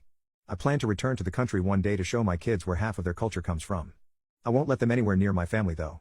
As far as I'm concerned, my only family is my wife and her family and my kids. My narcissistic dad wants to take my unborn baby away from me. I am 31 years old and have been in no contact with both of my parents since May of 2005. They are both really awful people who were physically, emotionally, and mentally abusive to all of their kids, so I have no interest in seeing either of them. I truly believe in my heart of hearts that they are both mentally ill, as they have written off all family, so I don't even see them at family events because they hold grudges with everyone for all kinds of reasons and refuse to go. My own mom hasn't spoken with either of her parents in over 2 decades. When I left home, my parents pulled some BS. I'm the oldest of 5 kids and was always tasked with taking care of the others. On top of that, I was expected to work for my mom's illegal business and hold down a second job while making good grades in school. My dad wasn't home Monday through Friday and my mom would usually skip out too, so I literally did everything for my siblings growing up. I was expected to cook, clean, bathe, help with their homework and everything in between. When they lost me, they were pissed. Their antics after I left include calling me in as a runaway because I moved 600 miles away to a new city 2 days after I graduated from high school. I stayed with a friend until I turned 18 and then let them know I was safe. I knew they would be pissed, but they were more concerned with who was going to stay with their kids now. They called the police in the new city I had moved to try to get them to have me come home. It didn't work. They refused to fill out the FAFSA information for college, so I had to pay out of pocket until I was 24 years old because the state doesn't recognize you as independent unless you can prove actual legal emancipation. They opened 2 credit cards and 2 utility bills in my name, ran them up and then left them unpaid, causing my credit to dip and for me to have to pay over $10,000 in bills, late fees and penalties. They claimed me on their taxes until I was 22, so I took them to court. The day I won, they notified my dad that he would have to pay back what money he received for claiming me. He called me screaming that he hated me and wished he had aborted me when he and my mom found out they were pregnant, like they talked about. They cut me off from contacting all of my siblings, which was the cruelest thing they could have possibly done. I was banned from talking to them on the phone, and the few times my siblings slipped away and called me undercover, they begged me to come home. It broke my heart. I was upset and would cry for days. 2 of my siblings are all grown up now and we have re-established relationships again. My sister went no contact with them and we talk every day. My brother has a very low contact relationship with them and isn't as close to me anymore. We talk, but he is so guarded when he talks to me. He told me once I abandoned him, so I just hung in there trying to build back the relationship a little at a time. A few years and a lot of therapy later, I met the man of my dreams. We have been together for 5 years. We worked hard, finished school, bought a small farm and opened our own small business that has done extremely well for the last 5 years. We are expecting our first daughter and she is scheduled to be a Halloween baby. We are over the moon. Yesterday my sister called me extremely upset. She said my dad called her workplace out of the blue during lunchtime yesterday. He angrily explained that someone told him that I was pregnant. She told him, yes, I am pregnant. He went on a rant for about 5 minutes about how I would be an unfit parent and he is going to hire a good attorney to establish grandparents' rights so they can gain custody over the child that currently resides in my belly. This is someone who was never home to take care of his own kids, now wants custody of mine. She said he hung up on her and she was worried she had done something wrong by telling him. The thing is, anyone could find out I am pregnant. It's on my social media, and now that I am 8 months along, it's pretty apparent to anyone who meets me. I'm not hiding anything from my parents. I'm proud of the family I'm growing and excited, so I'm not letting them take that from me. I'm not worried either. We have a great lawyer and have established wills. In case something happens to me, they have no way of gaining visitation. I'm just pissed off that he thinks he can control my life after 10 plus years of no contact. After all the beatings and degrading things he and my mom put me through as a kid and adolescent, there is no way either of them are ever meeting their grandchild. The only silver lining I find in all of this is my dad doesn't realize I'm married. He thinks it is going to be much easier for him to take a baby from a single mom, but little does he know my in-laws are amazing and a force in their own right. What is the most tragic announcement that was made at your high school? April 20th, 1999. I was in my 9th grade math class. One of my best friend's brothers was sitting next to me. In front of me was another guy, and we were in the back of the class in the corner. The 3 of us are chilling, talking, and messing around. We have finished an assignment and had a few minutes. All of a sudden, our principal comes over the loudspeaker. Teachers and students, I don't know how to even start to say this. Everyone in the class went silent. We are on lockout until further notice. No one is to leave the school grounds, and students who are off campus will not be allowed back in. Please turn on the TVs in your rooms for more information. I don't know how many times I can say this out loud. We are safe. Pray for Columbine. We were all in shock. Columbine High School was about 10 miles from our high school. My dad worked at Leewood Elementary, 2 blocks down the street where the first kids ran. Now, my dad normally worked nights, but he worked that day. My dad was my first thought since they didn't know what was actually going on yet. Is my dad okay? What's going on? My second thought was about my mom. She worked at the Central District office. What in the world was going on there? Then my thoughts turned to my friends' names I was lucky to not hear later on the news. I know this sounds like it took minutes to think of all of this, but it was milliseconds. The whole class was in shock. When the TV was on, it showed the building that I had driven by every Friday night to take my dad dinner, another building that my dad was in, the kids running away from the building with their heads covered. We were all staring at the TV, hoping that we'd recognize a face so that we would know our friends were safe. Some kids cried, others were in shock. No one spoke for what felt like hours. We just stared at the TV, hoping it was just a dream or a prank. The bell rang, and we were dismissed to our next class. That was the only time in my 4 years at my high school that the hallways were quiet. Once in a while, you'd find a group of kids crying and holding each other. It was surreal. I made it to the band room and was able to call my mom. It was a zoo at her office, and my dad was safe, helping families who were coming to pick up their kids. He was in for a long night. At 2 p.m., the principal gave us an update and let us know that we weren't on lockdown anymore. You could tell he had been crying. We went home that afternoon to watch the horrifying news unfold. I had only seen my dad cry 3 times in his whole life, and that was one of them. He said that parents swarmed the school, searching for their children as the kids were brought to the school by bus. As the afternoon turned into evening, more and more parents were leaving, thankful that their kids were okay. There were parents of children who were injured that left with police officers and were escorted to the hospitals. There were parents whose children never showed up that afternoon. Some walked out crying, some were in shock, some screamed the most wretched noises he's ever heard. My dad was never really the same after that. None of us were. My Bible camp counselor caught me with a guy and exposed us to everyone. My best friend and I go to a very religious Catholic high school, and we both hate it because we are both atheists. but we can never say that, because we have the world's strictest pastor. There was this boy that I had a huge crush on for a while. Let's call him Jacob. Jacob was the most stunning man ever. He had all the most stereotypical features of a hot guy. He was around 6 foot, blonde hair that was somehow wavy at every moment of the day, and piercing blue eyes. All I could think about was riding his meat. But I don't think he felt the same way because he seemed to be extremely religious. However, his best friend was the most naughty guy ever. He was constantly getting in trouble and was the polar opposite to his best friend, Jacob. So one day, me and my best friend are put in a group project with 3 other people. It was us two, Jacob and his troublemaker friend, and some other NPC. I purposely tried to flirt with Jacob the whole time, and to my surprise the flirting was returned by him. I told him that he should sneak into the girls' dorm so that work on the project later. What I didn't know was that the pastor was standing right behind me, and gave me a very stern look while saying no sneaking be happening tonight or ever. Although, the pastor was incredibly wrong. That night me and Jacob had a full makeout session, but were interrupted by his best friend, so we promised that at the same time next week, we would meet behind the dorms next to the church to do some unholy deeds. The day came, no pun intended, and it was already extremely dark and all our noises were clouded by the noises of the night. I was giving him the best time of his life to the point where he was shaking from how good it was. Just as we were finishing up, again no pun intended, the loudest roar I've heard in my life comes from the pastor, and all the lights turn on and every student in the school comes to see me and Jacob naked, effing. Someone in the crowd of around 300 people yells, "If you're going to F at a church, at least do it missionary." My absent father requests a relationship after ignoring me for years. He's gutted when I made a detailed PowerPoint on why he will never be forgiven. My mom died when I was 7 from leukemia. I have very few memories of her from before she was sick, and I didn't get to spend a lot of time with her in her last year, but she was an artist, and until she couldn't anymore she would make me little collages when she was in the hospital with drawings and photos and messages for me. My grandmother put them all in a book for me after she died. I wanted to be like my mom, and my counselor thought it would help, so I started a journal where I would do kind of a similar thing, and I've done at least 1 page a week all these years ever since my mom died, more when I miss her or have something hard going on.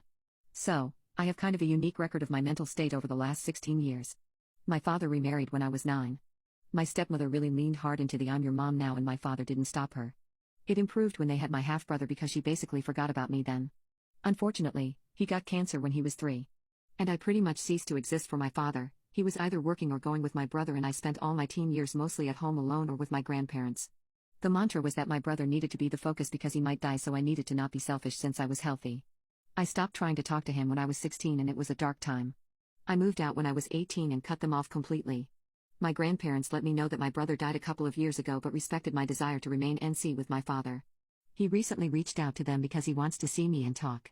I went through my old journals and made him a PowerPoint with images of the entries where I had talked about being frustrated and feeling abandoned and unwanted, some with literal quotes of things my dad had said to me during arguments. Even the really dark stuff from when I was seriously depressed. Then I ended it with a photo of one of my mom's collages where she had written, "Remember that you're Dad and I are always here for you," and I wrote, "You failed. Go away." Underneath. I felt like him being able to see it from my literal perspective would communicate why I don't want him back better than I could. Evidently, it worked, but a little too well because I've been bombarded by family telling me that it's understandable that I don't want to see him, but what I sent gutted him and he's completely fallen apart after reading through it, and it was unnecessarily cruel. Maybe it was. I know my bar for that is kind of weird sometimes, so am I the a-hole? What popular life advice do you disagree with? Don't eat cheese before you go to bed, you'll have nightmares. Nobody can tell me when I can and can't eat my effing cheese. I'm an adult, goddammit. Respect your elders. Just because you're old doesn't mean you're wise, or even reasonable for that matter. Do what you love as a job and you'll never work a day in your life. My experience has been do what you love as a job and it will suck all the love out of it. Just be yourself. Some people are naturally jerks, B-words, egomaniacs, narcissists, apathetic, and/or liars. Those people need to not be themselves but instead get help on how to be a decent person. When talking about love, people say, just be yourself. It'll happen when you least expect it. The part that I agree with, you shouldn't try to make yourself radically different. You should do things that are consistent with who you are. But that can mean finding other aspects of yourself and figuring out how to display those aspects. It can mean becoming a better version of yourself. I think advice like "be yourself and it'll happen" is too passive. It's true that you can't force romance to happen, and that there's a strong element of chance. But there are still steps you can take that will tend to increase the chances. Go to more parties. Go to a variety of parties, some that involve drinking, and some that don't. Some where you're slightly older, and some where you're slightly younger. Go out of your comfort zone a little bit more. Try a sport that you've never tried before, or go to a concert in a genre of music you don't know anything about. Strike up conversations with people, not necessarily trying to get dates in a really calculating way, but just try to develop the habit of having friendly, amicable chats with people you don't know super well. Don't just passively sit around being yourself and wait for things to happen. That doesn't work. Absence makes the heart grow fonder. Out of sight.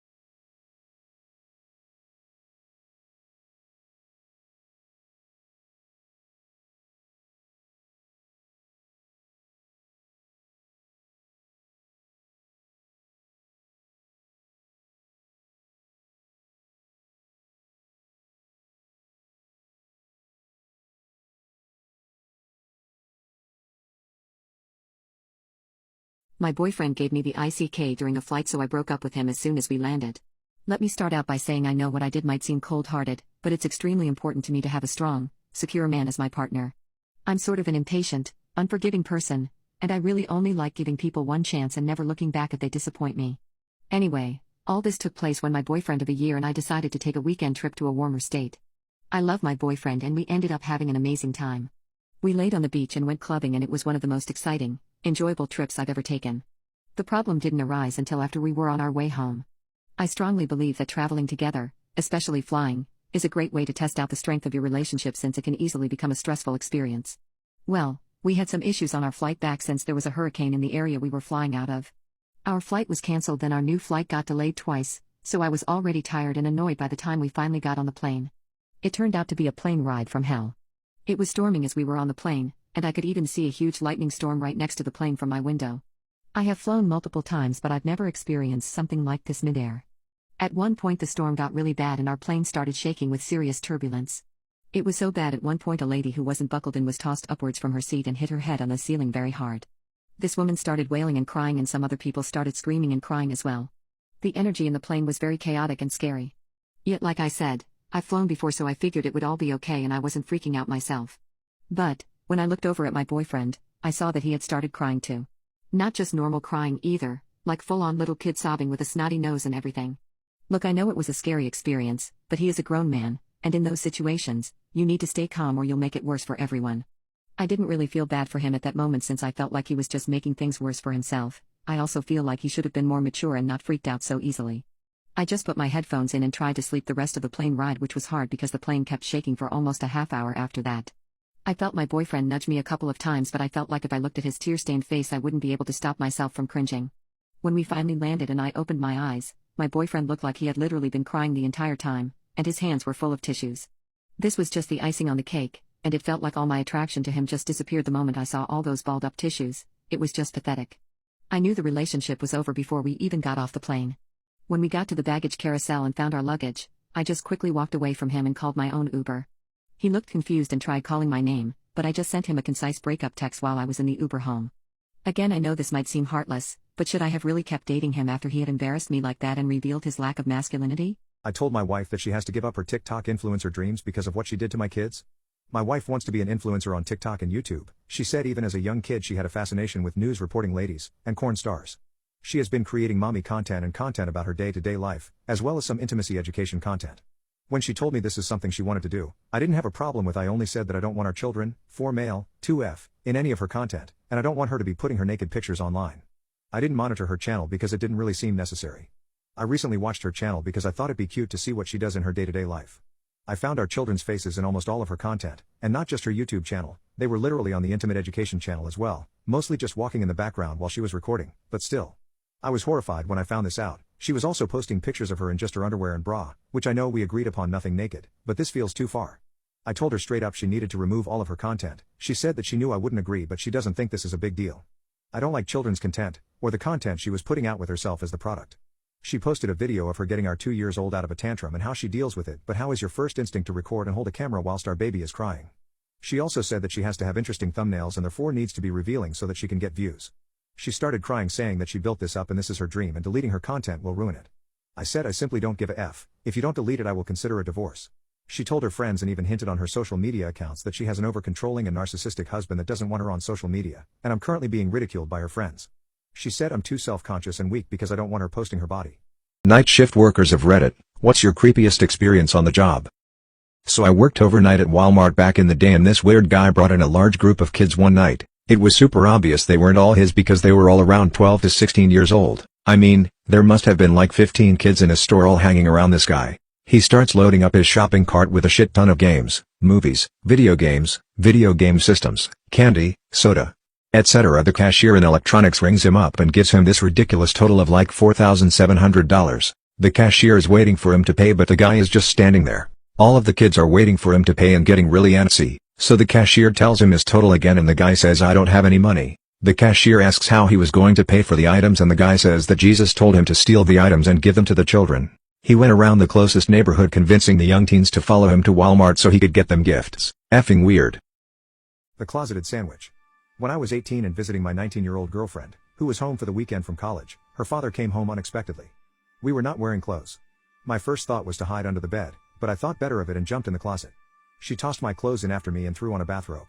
I was in that closet for hours while she chatted with her father, made some sandwiches, and washed clothes. While she was getting her clothes out of the dryer, her father came into her room as I watched from the half-inch opening in the sliding door. I guess he was making sure she had packed everything for her return trip to college, because while he was in there, he looked under the bed. I was trying to use Jedi mind powers to make myself invisible in case he opened the closet door, but he didn't. Before they left, she packed a backpack for me since I had no car and would be hoofing it to the nearest mall to call a friend on a payphone to pick me up. They took off, and about 15 minutes after they left, I did, too. Seriously can't believe I didn't get busted. For those who are like, but you were legally adults, so why did you hide? Some parents in the US, especially conservative Christians 25 years ago, have trouble accepting a daughter's sexuality even after the calendar says she is a legal adult, and as long as she was living with her parents when she wasn't at the college they were paying for, she was expected not to be defiling her bed in their family home while dad was out. I was not the most self-assured guy at 18, and I was not prepared to play the "yep, we're doing it" card with her dad. I was pretty terrified of him. It was his house, and whether you agree with the basis of his rules or not, I was definitely breaking them into little pieces and pissing on them, and he was going to be mad, and there were going to be consequences that would last a long time, including powerful and possibly successful pressure for her never to see me again. Oh, and it seemed a very real possibility that he would stop paying for her college and disown her. So I jumped in the closet and ate a sandwich. Go figure. And yes, it was the best sandwich I ever ate. Am I the a-hole for telling my girlfriend that my sister was the most amazing woman I ever knew? Context: after my dad died, my older sister dropped out from high school to take care of me and two other siblings. She started making and selling back sweets in our neighborhood. After 4 years she managed to open her own bakery at the age of 19, which was a huge success. She opened 3 more in the period of a decade. Her business was the first choice for weddings and similar events and celebrations in our town. She made a lot of money. She gave us money for college and equal shares of her business. She also got her high school diploma and bachelor's degree. Our birth mom didn't want anything to do with us, so we always considered her as our real mom and best friend. Sadly, she died 4 years ago. My girlfriend and I were talking about family yesterday when I told her about my sister and what she did for us and said that she was the most amazing woman I ever knew. Her face changed and told me in a sarcastic voice, "Thanks for telling me, now I know that I'll never be as amazing and capable as her." She didn't even want to hear what I had to say afterwards. I told a work friend about what happened this morning and told me that her reaction was weird, especially since my sister is dead. Still, she advised against talking about another woman to a partner as the most amazing unless I am talking about a daughter. Am I the a-hole? My husband let his best friend who just got out of jail move into our basement. We have kids and he gives me creep vibes. What should I do? He has nowhere to go. Let me tell you my story, then you decide. I was a single dad with my 4-year-old daughter, living a happy life. A buddy of mine who I grew up with, from 1st to 8th grade, called me from Dallas and said he was coming for a visit. I was really glad to hear it. We drank and shared stories till the wee hours and went to bed. I got up early the next morning and was making coffee, when my daughter came in and told me he had crawled into bed with her and was touching her. She was 4, I knew she was not making this up, and her little friend who stayed the night said the same thing. He was still in bed at this time. I became so angry, I began to shake and saw red. It was a feeling that I don't want to feel again. He finally came into the kitchen all smiling and such. The only thing I could do, and just barely was able to do, was tell him, "Don't say a word, run out the front door this instant as fast as you can. I can only hold myself back for the next minute or two, then I will cut your throat." I called the cops, told the story, and they found and arrested him. The United Way sent a child counselor to my house, and worked with my daughter many times as we were going to court to prosecute. Luckily for my daughter, he plead guilty, got 5 years, and is labeled ASX offender. I was very, very lucky I held control, otherwise I would have went to jail for murder and left my daughter alone. That's my story. Do you want one of your own? Do you want the chance of a story of your own? I trusted this guy, he was a childhood friend, never would I have believed he was capable of it. But it's your kid, you make the decision. My husband's anger issues are affecting our kids more than I thought they would. My 11-year-old daughter's words broke my heart today.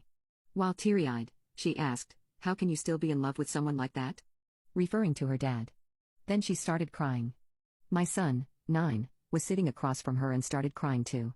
This is right after my husband came out of the hallway looking and acting very angry with a wooden paddle and seeing the baby had changed the channel from the football game he was watching. My husband does have a slight temper. He has punched a hole through our bedroom door, replaced the door, and punched another hole. The kids saw this. I didn't realize how strongly the kids feel about his behavior.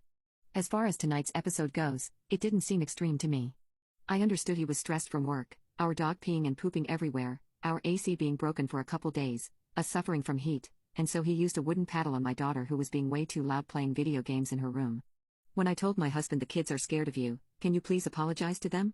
He said good, mission accomplished. They should be scared of one of us. I don't know what to make of that. Was he being sarcastic or serious? This conversation happened while he was feeding the baby. The baby kicked his food and stuck his foot in the bowl. This caused my husband to slap the baby's leg. And it was a really hard slap. The baby started crying, of course. My husband actually left fingerprints and the skin bruised. When my son saw that, along with hearing him say good, he started crying. I asked my son if he wanted to write down what he was feeling since he wasn't able to voice it at the moment.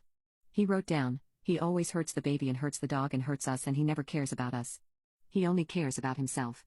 I feel sad when I read that. I felt heartbroken for my son feeling this way, but also confused. I know my husband loves us, spends time with us. Overall, I thought he was a great dad. His anger has never been directed at us. He doesn't always hurt the baby. This was maybe the third time. Since I was a little confused, I asked my son what he meant by doesn't care about us. My son said Dad makes jokes when we feel sad or are hurt. I don't know what to do. My kids are wondering why I'm still with my husband. I feel like my head was buried in the sand. How did I not notice their feelings? I thought we have an amazing and loving family. I know my husband won't go to therapy because if I've ever mentioned it in the past, he's just rolled his eyes. I'm honestly scared of putting my kids in therapy because of what they'll say. There is no physical mistreatment in my eyes, but the way my son views it, it seems like it's very extreme.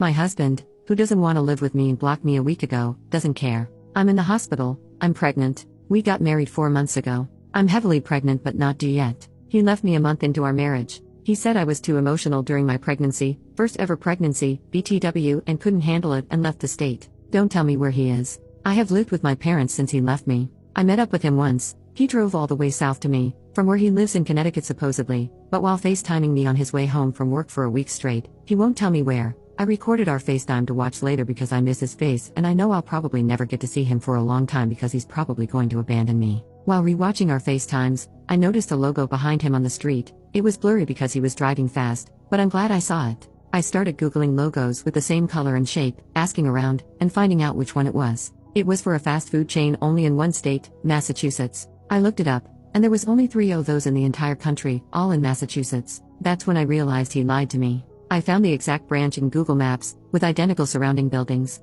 I knew where he was. To confirm, I also saw a huge thrift store chain with a blurry logo I immediately recognized, but they're all over the country and have different wall fronts. Well, the wall front was the same exact one. Identical. Then, on FaceTime, he called me outside of work and lied, saying he worked in a warehouse. I realized he worked in a store that sold blank. I saw some objects behind him that looked questionable. I looked up blank stores in the same municipality in Massachusetts, and holy crap, I found the exact place he worked. Same wall pattern, the same brick layout, even the same cages on the windows, and the same items in the shop window. I was devastated, to say the least, that they would even lie about this. I can't even drive. It's not like I would show up or stupidly take a plane to see him halfway across the country while heavily pregnant. Since he had me blocked, I called his job. I told them I was in the hospital. I was bleeding heavily. My husband picked me up, and I told him I was hospitalized. He said, "If you call here again, I swear, it'll be my last day working here, and I'm going to flee to the other side of the country. Don't ever call me here again." And I said, "But wait, your baby." And he hung up. I'm really devastated. I guess I just wanted to vent. What should I do when he tries to come back for the baby? I've forgiven too much, but that was my last straw. I just bare booty farted directly on my husband's sausage after he fell asleep spooning me. I know if he were awake he would be grossed out. I have terrible gas right now. I selfishly did not want to move from this comfy position. I feel kinda guilty about it and at the same time I find it hilarious. Normally I am all about fartiquette, and I will get up and move to a different location to fart and spare the people around me the agony. I got lazy and figured what he doesn't know won't hurt him. I just let out another one before the end of this post. It was loud and I am shocked it didn't wake him. However, he was stirred enough to roll over. The guilt came from the fact that my very bare butthole erupted a giant fart on his member without his consent or even a heads up. It was just very raw. Anyway, thanks for coming to my fart. My husband refused to answer my calls while I was in labor, so my brother played a horrible prank saying that I was dead so that he would respond. Now my husband is furious I won't cut him off. My husband and I met at a church communion, and we coincidentally went to the same college. We started dating and only a couple years later he proposed to me. However, marriage was tough on us, because my husband wanted to put his career over taking care of me most of the time, and we would get into many fights.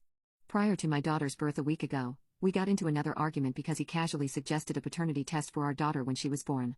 To be clear, this was completely out of the blue with no wanting or reason. I'm a homebody who works remotely with no male friends other than my brother. I told him that he was accusing me of infidelity and he said he just wanted to be sure. And kept bringing it up until I told him that I didn't want to talk to him, and either he could trust me or shouldn't even come to the birth of our child, to which he replied, "I won't." I wasn't in the mood to argue considering I already had a headache, so I left for my brother's house. When I got to my brother's home, I called my husband and tried to work it out, but he refused. After all this, the following day, I went home to grab some things while he was at work, and I went into labor. I called him 16 times. Before calling my brother, who called him another half a dozen times himself while on the way to pick me up and then on the way to the hospital. It was a horrible and traumatic birth. I started crowning in the car and the doctor delivered my daughter in the back of my brother's van because I was too far along to move me, before rushing me in when I kept bleeding. It was horrible. I hated it all. My brother's wife, who is a nurse, even told me she honestly thought I wouldn't make it. I also opted for a hysterectomy as it came to that, or something more dangerous. I only ever wanted one or none, but my husband wants a large family. I'm trying to bond with my daughter, but it's been hard. The point is that during this, while I was returning from surgery, 10 hours after I called, my husband finally responded and asked why I hadn't answered his call. However, my brother had my phone and was so angry that he said, "This is your wife's brother, I'm at the hospital. She didn't make it." And turned it off. My husband rushed over and got there when I had just woken up and started shouting until the security forced him out. He didn't get to see our daughter until the next day because I was mostly asleep, and apparently they needed my signature to allow him back. My sister-in-law thinks it was horribly cruel, but that he deserved it. My brother stands by his prank, and says that he only gave my husband 10 minutes of the same fear he had felt at my side for 10 plus hours. Whenever he sees my husband, he also keeps telling him that I nearly died because we waited for him. My brother used to be mostly indifferent to my husband, but now he absolutely hates him. You can see it in his face whenever my husband enters the room. He's been visiting a lot because he doesn't trust my husband to care for me while I'm still healing. My husband is furious that he won't apologize and that I won't make him. He yelled at me when I said that the only reason my brother had my phone was because he wasn't there. I am trying to be empathetic. I know he feels guilty. I've spoken to my therapist and she says the apathy I'm feeling is likely general and not solely focused on him from lingering shock from the trauma. But didn't say much about the prank. My mother-in-law has been texting me to say that my family is horribly cruel for the prank and that I should go no contact with my brother, and now my husband is saying the same. I just don't know what to do. I'm not in a good headspace. It's been hard to be in the same room with my husband, and I've been sleeping in the guest room with my daughter. He brought up the paternity once and I just exhaustedly told him to either get out of my face or go stay with his mom if he's planning on stressing me out even more. I really don't feel myself, and yes, I am taking the likelihood of postpartum depression seriously, and my therapist has suggested that it may be PTSD too. However, I just want more opinions because I just don't know. What was your high school crush story, and how did it end? So a good friend of mine had a huge crush on me, and I did too. One of my teachers was a complete sweetheart, and she got on extremely well with her students. She also liked getting involved with her students' relationships, in a good way. She would sit you next to your crush if you tell her and had good grades. Everyone adored her and would tell her all sorts of things. I'm convinced that she knew about our relationship stuff more than any student. My friend confessed to me, but we weren't anything official. We were kind of doing the awkward high schooler thing, if you know. Then one day, he randomly handed me a note that read, "Count to 30 and follow me," and he left the class. Now I freaked out a little because I had no idea what was coming, but my guts told me it was something big. I was also a goody two-shoes and never left my class without good reason. So 30 seconds became 2 very long minutes. I could see the dude walking outside checking up on me, and I started to notice the class was staring at me. Probably because the guy literally had his face against the door window. I was still very hesitant, but I knew I couldn't just leave him there. So I collected myself and asked the teacher if I could go to the ladies' room, and she quite suddenly yelled, "Yes, Sophie, please do." While everyone laughed and a few loud ones even started cheering. So I realized something was up and quickly hurried out the door. The dude had coated the whole school hall in roses, and when I followed him, I found him with a cake that asked, "Will you be my girlfriend?" This stuff sounds like it came out of a chic flick, but it actually happened, which still shakes me to this day. But yeah, apparently, the whole class, especially my teacher, was in on it and set the whole thing up. In fact, my teacher was the one who helped set up the entire thing. For the rest of my high school life, that confession was like the standard for the rest of the guys in our year. I said yes, and we dated for a few years. Unfortunately, due to personal issues for both of us, we broke up when we went to college. However, we reconnected the first year I started working, since we were actually in the same city. I ran into him at a coffee shop. Cliché, I know, and we started talking again. We are married for 3 years now and we have a 1-year-old daughter. When did you realize there was something off about your friend's significant other? I met them as an already married couple and everything seemed fine until she went into labor at my house. It was her second child, so she knew it was early labor and decided to rest on our couch while we hung out. We were going to watch her older child when she went to the hospital anyway, and our house is 30 minutes closer to the hospital, so it made sense for the 3 of them to hang around our house until go time.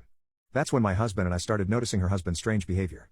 He was a very charming guy and a very good father to his son, but he started making fun of his wife during contractions. He would roll his eyes and tell her to shut up if she even made the slightest groan. He joked that she was a chicken and was overreacting. The whole situation got so awkward that my husband insisted he go home to get their hospital bags, just to give the poor woman a break from her crappy husband. A few months after the birth of her second child, he hit his wife with his car while she physically tried to block him from leaving during an argument. He disappeared for days and didn't come home until she proved to him that she hadn't gone to the hospital or contacted the police. Thus began systematic abuse that continued for 2 more years, and she hid from me like an expert.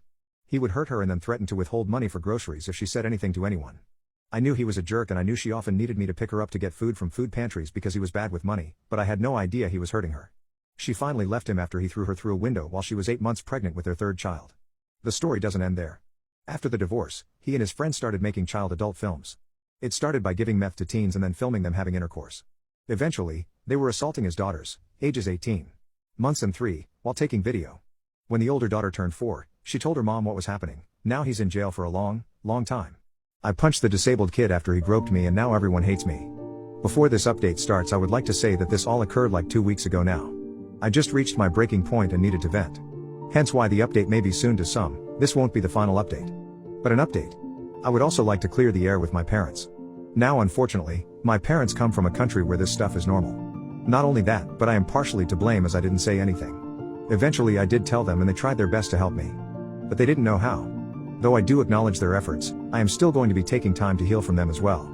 My entire family also had a go at them and expressed their disappointment. The best thing for now is for me to spend some time apart from them. So to begin, I left the school. After my parents had heard that I got into trouble seriously because of Troy again, they basically thought it was time to pull me out. I am due to start my new school in 2 weeks. I have also been trying to settle at my grandma's house as I just needed a fresh start with fresh people. To be honest, I have never felt so free. I have had to deal with that torment for years and years. So now I can enjoy the pleasure of walking home and not seeing him or bumping into him. So I feel great. On to the serious stuff. As I had mentioned, my family basically decided to pay for a lawyer, and we are now hoping to have a lawsuit against basically everyone involved. My grandma also had to go to put nicely with the school's board for basically allowing nepotism to harass other girls. She called all of the teachers a disgrace for endangering not only me but other people, and saying how none of the teachers who allowed this deserve to even step foot into a school. This experience has also not been all sunshines and daisies. After the suit was claimed or made, I don't know, my parents got letters and messages basically asking for the case to be dropped. My parents obviously said no. But it still didn't stop the harassment. I eventually got harassed too. All of the people giving me death threats decided to go into graphic detail on what Troy wanted to do to me. Spoiler, it wasn't great. And Troy's parents showed up on my doorstep demanding to see me and talk to me, and how Troy is ready to apologize. Thankfully by then my uncle and I had been on the way to my grandma's house. However, my parents obviously didn't let them in regardless, and said that if they wanted to communicate it had to be through a lawyer. The harassment didn't stop. And eventually Troy sent me a message on a burner account detailing all of the things he was going to do if got the opportunity to, and that I should be grateful that I managed to walk away with just a groping. Troy also kept spewing on about how I am nothing but a whore or slut, etc., and I should be grateful that someone so popular even looked my way. He kept saying how if I had just let him frick me, he wouldn't have groped me. However, I know if I did that I would no longer be myself. I would be his property forever. The thought of that makes me want to vomit. Also, his logic doesn't make sense to me. Anyway, I just got receipts and blocked him. I also asked my parents to help me change my number. And I did. My grandma, being the person she is, decided that wasn't good enough and got me a whole new phone. She claims it's compensation for my trauma. Thanks, Grandma. I am starting therapy the day after tomorrow, and I am hoping to start family therapy in August. As truthfully, I don't know if I am mad at my parents or should be mad. Like, is it my fault for not saying anything? Mom picked the same hairstyle as me for my wedding day. A while back, I started noticing something about my mom that made me think. Even though I haven't lived with her for about 9 years and now I live like an hour's drive away, so we're not together all the time. Sometimes, she acts all nice and good, and that makes me question whether she's really not so good. But today, I got some confirmation that she's like that after all. I'm getting married next month. My mom wanted her hair to look fancy for my big day, so she asked the person who's gonna do my wedding hair if they could try out a new hairdo for her. She sent me a text asking if I could go with her to the hair appointment and then come over to my place afterward. Sounds good, right? Except, here's the tricky part, the appointment was set for 5 p.m. on a Tuesday. That's right when I'm usually on my way home from work, and there's no way I could make it to the appointment even if I wanted to. So I texted her back, telling her Tuesdays are a no-go for me and we can meet up some other time. Now, it's Tuesday again, almost 6 p.m. I'm back from work and super excited about the dinner my future husband is whipping up. Suddenly, there's a knock on my door. I think it's just my neighbor coming for a package, so I open the door without thinking too much. But guess what? It's my mom, standing there all cheerful, waving hi. And guess what else? Her hair is styled exactly like how I'm planning to have mine on my wedding day. I'm totally surprised, and I just stand there on the doorstep, not sure what to do. While I'm still figuring out what's happening, she kind of squeezes her way in. I try to block her from getting too comfy by standing in front of the couch, but I guess she didn't get the hint or she just ignored it. She starts showing off her hair from every angle, talking about how she's gonna have the exact same hairdo as me. Oh boy, that was unexpected.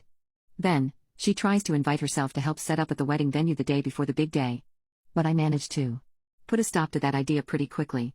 After all that, she tells me I look tired and stressed. Well, the truth is, I really am tired and stressed.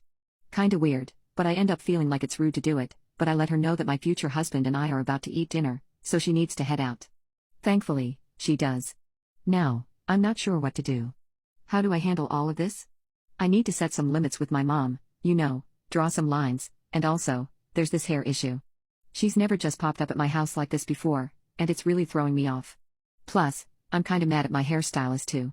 It's like they copied the hairstyle exactly as I'm planning for my wedding.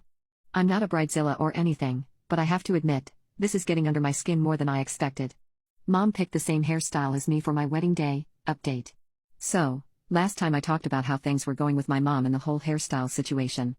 I tried talking to her about it before and told her that her hair looking the same as mine might be a bit strange. But she didn't really take it seriously, just kept saying stuff like similar but not the same and that we would have different accessories and all that jazz. It kind of felt like she was avoiding the topic.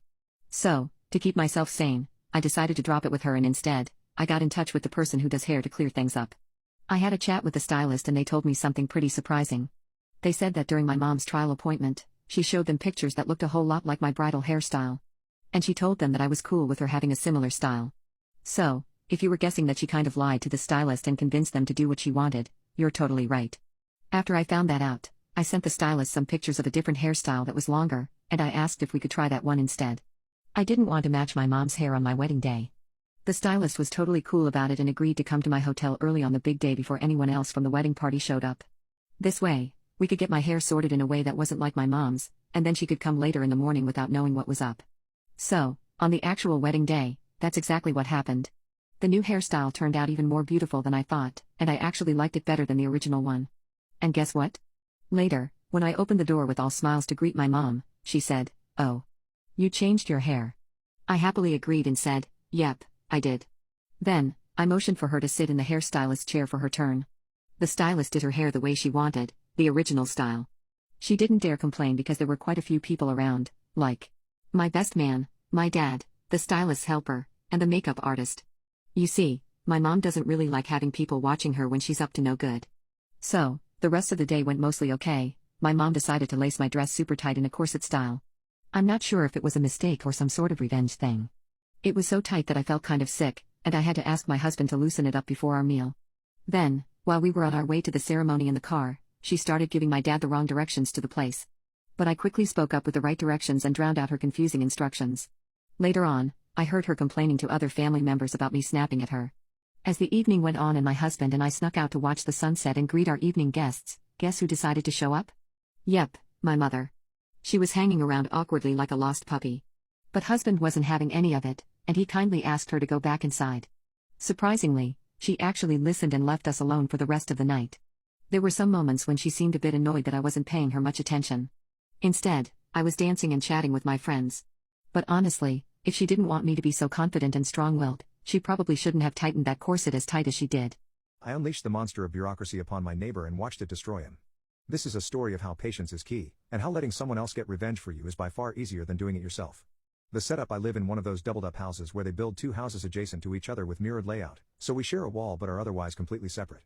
For years, the house next to me belonged to a nice old lady who you never really noticed or had any trouble with. When she died and the house was resold, the troubles began. The target is someone who I will refer to as Jack Sparrow, for reasons that will become clear later. Jack owns a sizable construction business, does some real estate on the side. He buys the house and rents it to a bunch of foreign construction workers that work for his business. I say foreign because it is relevant to the story. There are rumors Jack is doing some shady stuff to have these work for him dirt cheap, by claiming that they're national workers in their native country, and paying them according to that wage, and not the much higher minimum wage of my country. Not exactly on the up and up. Possibly unreported labor as well. Anyways, he stuffs 4 to 6 of these in said house for them to live while they work here. Now I do not have anything against foreign construction workers. But these guys living next door have 2 traits that are very problematic. They are extremely loud and they do not give a F about anyone else. We're talking non-stop music and partying starting Thursday evening throughout the entire weekend, until they leave at 5 a.m. Monday morning to go to work. Seriously, I don't know how or when they sleep, it is literally non-stop. We're talking I'm wearing headphones but still cannot hear my own sound over their music loud, since it would appear that they've designated the living room, adjacent to the shared wall, as the party room where the fun happens. At first, I do the neighborly thing and just suck it up, thinking it's just one party, just one weekend. After the third one in a row, I go over to ask them to turn it down, since night disturbance, it's technically illegal to blast music this loud, terrible on the street and across the street by my other neighbors who have also complained. I'm met with a half-earthed "so sorry, we'll fix." Except nothing changes. I go over several more times, each time angrier, each time met with "but it's not loud. If I can hear your music in my own house, over my own TV and music, I would say that it is in fact, too loud. I contact Jack, since he is their landlord, and explain the situation, after which I'm met with an abrupt sorry, not my effing problem. Basically Jack told me to get effed. So I involve police, and call them every time things get out of hand. After about a dozen calls, sometimes even twice in the same night, it is clear that even regular police interference doesn't help the situation. I should mention that I am a lawyer, so I know what the next legal steps are. I also know that other than a token paper from a judge saying their music is too loud, I'm not really going to get anything. Things would, like they already sometimes had, become a cat and mouse game where they would blast their music extremely loud to piss me off or to wake me up, for a few brief moments, so that by the time I could get proof or police show up, there would be no music. I'm deadlocked with my only further option being pretty useless and a waste of time. At this point I'm biding my time and just waiting till something changes. I'm not saying that I condone people who bludgeon their neighbor to death with a rusty pipe, but I do somewhat understand what would drive someone to that point. The mistake: one day I'm at home and I notice quite a lot of ruckus next door, more so than usual. Suddenly, I see through my garden window that a wall is being partially torn down. You see, sometime over the years, the neighbors had built a small adjacent side building adjoining the main house. It was right on the border between us, and when the gardens were being refenced, the wall was used as a divider to save on fencing. Said wall was now in the process of having its top part ripped off by a crane. I was not informed of any of this, which, while not technically needed, would have been the nice thing to do. I go take a walk so I can take a look at what we're doing and see that they've torn down the entire side building. The remaining wall between our gardens is the only part that has been kept intact, and even then, not the top part. Being a lawyer, and specifically, a construction/permit lawyer, I know two things: shit like this is not allowed without a pre-approved permit from the city. There is no way in hell they have said permit, as I would have seen the application for it. I regularly have to check the online, public, accessible by everyone, application to see what permits are being applied for my job, and when I do I tend to look over to my own area, just so I can keep up with what is being planned in my area. This is it. The moment I have been waiting for, the situation has changed and the time has come to exact revenge. A quick email sent to the municipal authorities lets me do my civic duty of reporting a potential crime, the fact that someone is building or demolishing shit without a permit. Since this is a simple report, no response happens since I'm not an official victim or anything yet. Since no further construction happens for a few days and everything was removed, I assumed that was that and they would only tear down the side structure since it was starting to fall apart due to age. Neighbors have moved all their stuff that was in said building onto their lawn and haphazardly covered it with a tarp. The next week, more construction materials are being delivered and construction starts. I sent a new email to City Services, with new pictures, saying that apparently, there is more planned, and that I hope they undertake the appropriate action. Instant response: less than an hour later, they'd called Jack after the first time to inform him that what he was doing required a permit, and he had assured them that he didn't know that. BS, he's in construction, of course he knows, and that he would stop construction and request a permit. They called him again after my email, reprimanded him for not following his earlier promise, and he said again he would shut it down. I happened to be working from home that day, and had to stop myself from waving to the construction crew as they left. Later that day I get an angry phone call from Jack, who accuses me of reporting him and that I would be sorry, he would come after me for damages for his delays. I respectfully inform him that even if I reported him, reports are in my name, but not published and anonymized in later files, I wouldn't have done anything wrong, because from the looks of it he didn't have a permit and should have known that before he started working illegally without one. I end the call before I start to sound too happy with things. Jack has at this point, no idea what I have initiated with this. He is Jack Sparrow and I have just rung the bell that awakens the kraken that will destroy him, he just doesn't know it yet. I will not invite my brother to my wedding. Okay, so this probably won't make a lot of sense, but I've been getting mixed opinions about this and feel like it'd be better to get opinions from people who don't know me or my family. This is a very shortened version of everything that's happened, pretty much just the keynotes to show some reason as to why the situation is even a thing. My fiancé, 24, and I, 21, have finally set a date for our wedding next year after being engaged for around 6 months. We've been together for just under 5 years, but have known each other for 8 years altogether. My fiancé, let's call him Rain, was friends with my brother, 22, Storm for now, before we got together. Me and my brother always had issues with each other, him more so with me than me with him. Ever since me and Rain got together, Storm has either gotten into fights with us, ignored us completely, or tried to get my parents against us as well. Storm has always had a thing about me not even being in the same room as any of his friends, but when I didn't want him talking to my friends, he had such an issue with it and wouldn't leave them alone. When we were around 6 and 7, I believe, he was diagnosed with odd oppositional defiant disorder, and ever since then my parents, mostly my mom, has used it as an excuse for his SHT behavior towards everybody. He's always been terrible towards me, but as we got older it got worse. That earliest thing I can remember is getting a toy hammer thrown at my face, almost breaking my nose. Now, Storm isn't the only one at fault for how bad the situation between me, him, and Rain is, but a majority of it comes from him and his lack of taking responsibility for anything. Rain and I hid the fact that we were together for about 6 months before Storm's ex-girlfriend, who was a complete bitch, told him that we were together after overhearing a conversation I had with my mom. Storm immediately wanted to have a conversation with me about it, which was really just an excuse to yell at me and berate me about how terrible of a sister I was and how he hoped I got hurt because I was a player who never stayed with anyone for longer than a couple months. When Rain proposed to me, I was so excited and immediately started planning everything. I've always wanted a fall wedding in the woods, just surrounded by the fall trees with crunchy leaves on the ground, and nothing was going to ruin my happiness towards it. That was until I told my mom that I wasn't going to be inviting my brother. She went on this whole thing about how he's family, he has to be at the wedding, he is odd, he couldn't control what he was doing, he just has some small problems. Storm had pretty much been set out to ruin my happiness since he found out me and Ron were together. Neither me or Rain want Storm to be at our wedding because we know he will cause problems for us and will most likely ruin the whole day for us. I've almost even considered eloping, but I want an actual wedding because I've spent so much time planning things out and scheduling appointments for everything. You killed my cat, I won't let you near my kids. I moved to a new state about a year ago to live with my husband, who's 24 years old to my 26. When we were moving me down, I had a cat named Kylo. Cutest little tuxedo cat with a personality to follow. I had to house Kylo with my parents until my husband and I could afford to bring him home. I had a few cats pass away from being outdoor cats, Shy from a hit and run, Ashley from a nasty neighbor poisoning her, and Pumpkin running away.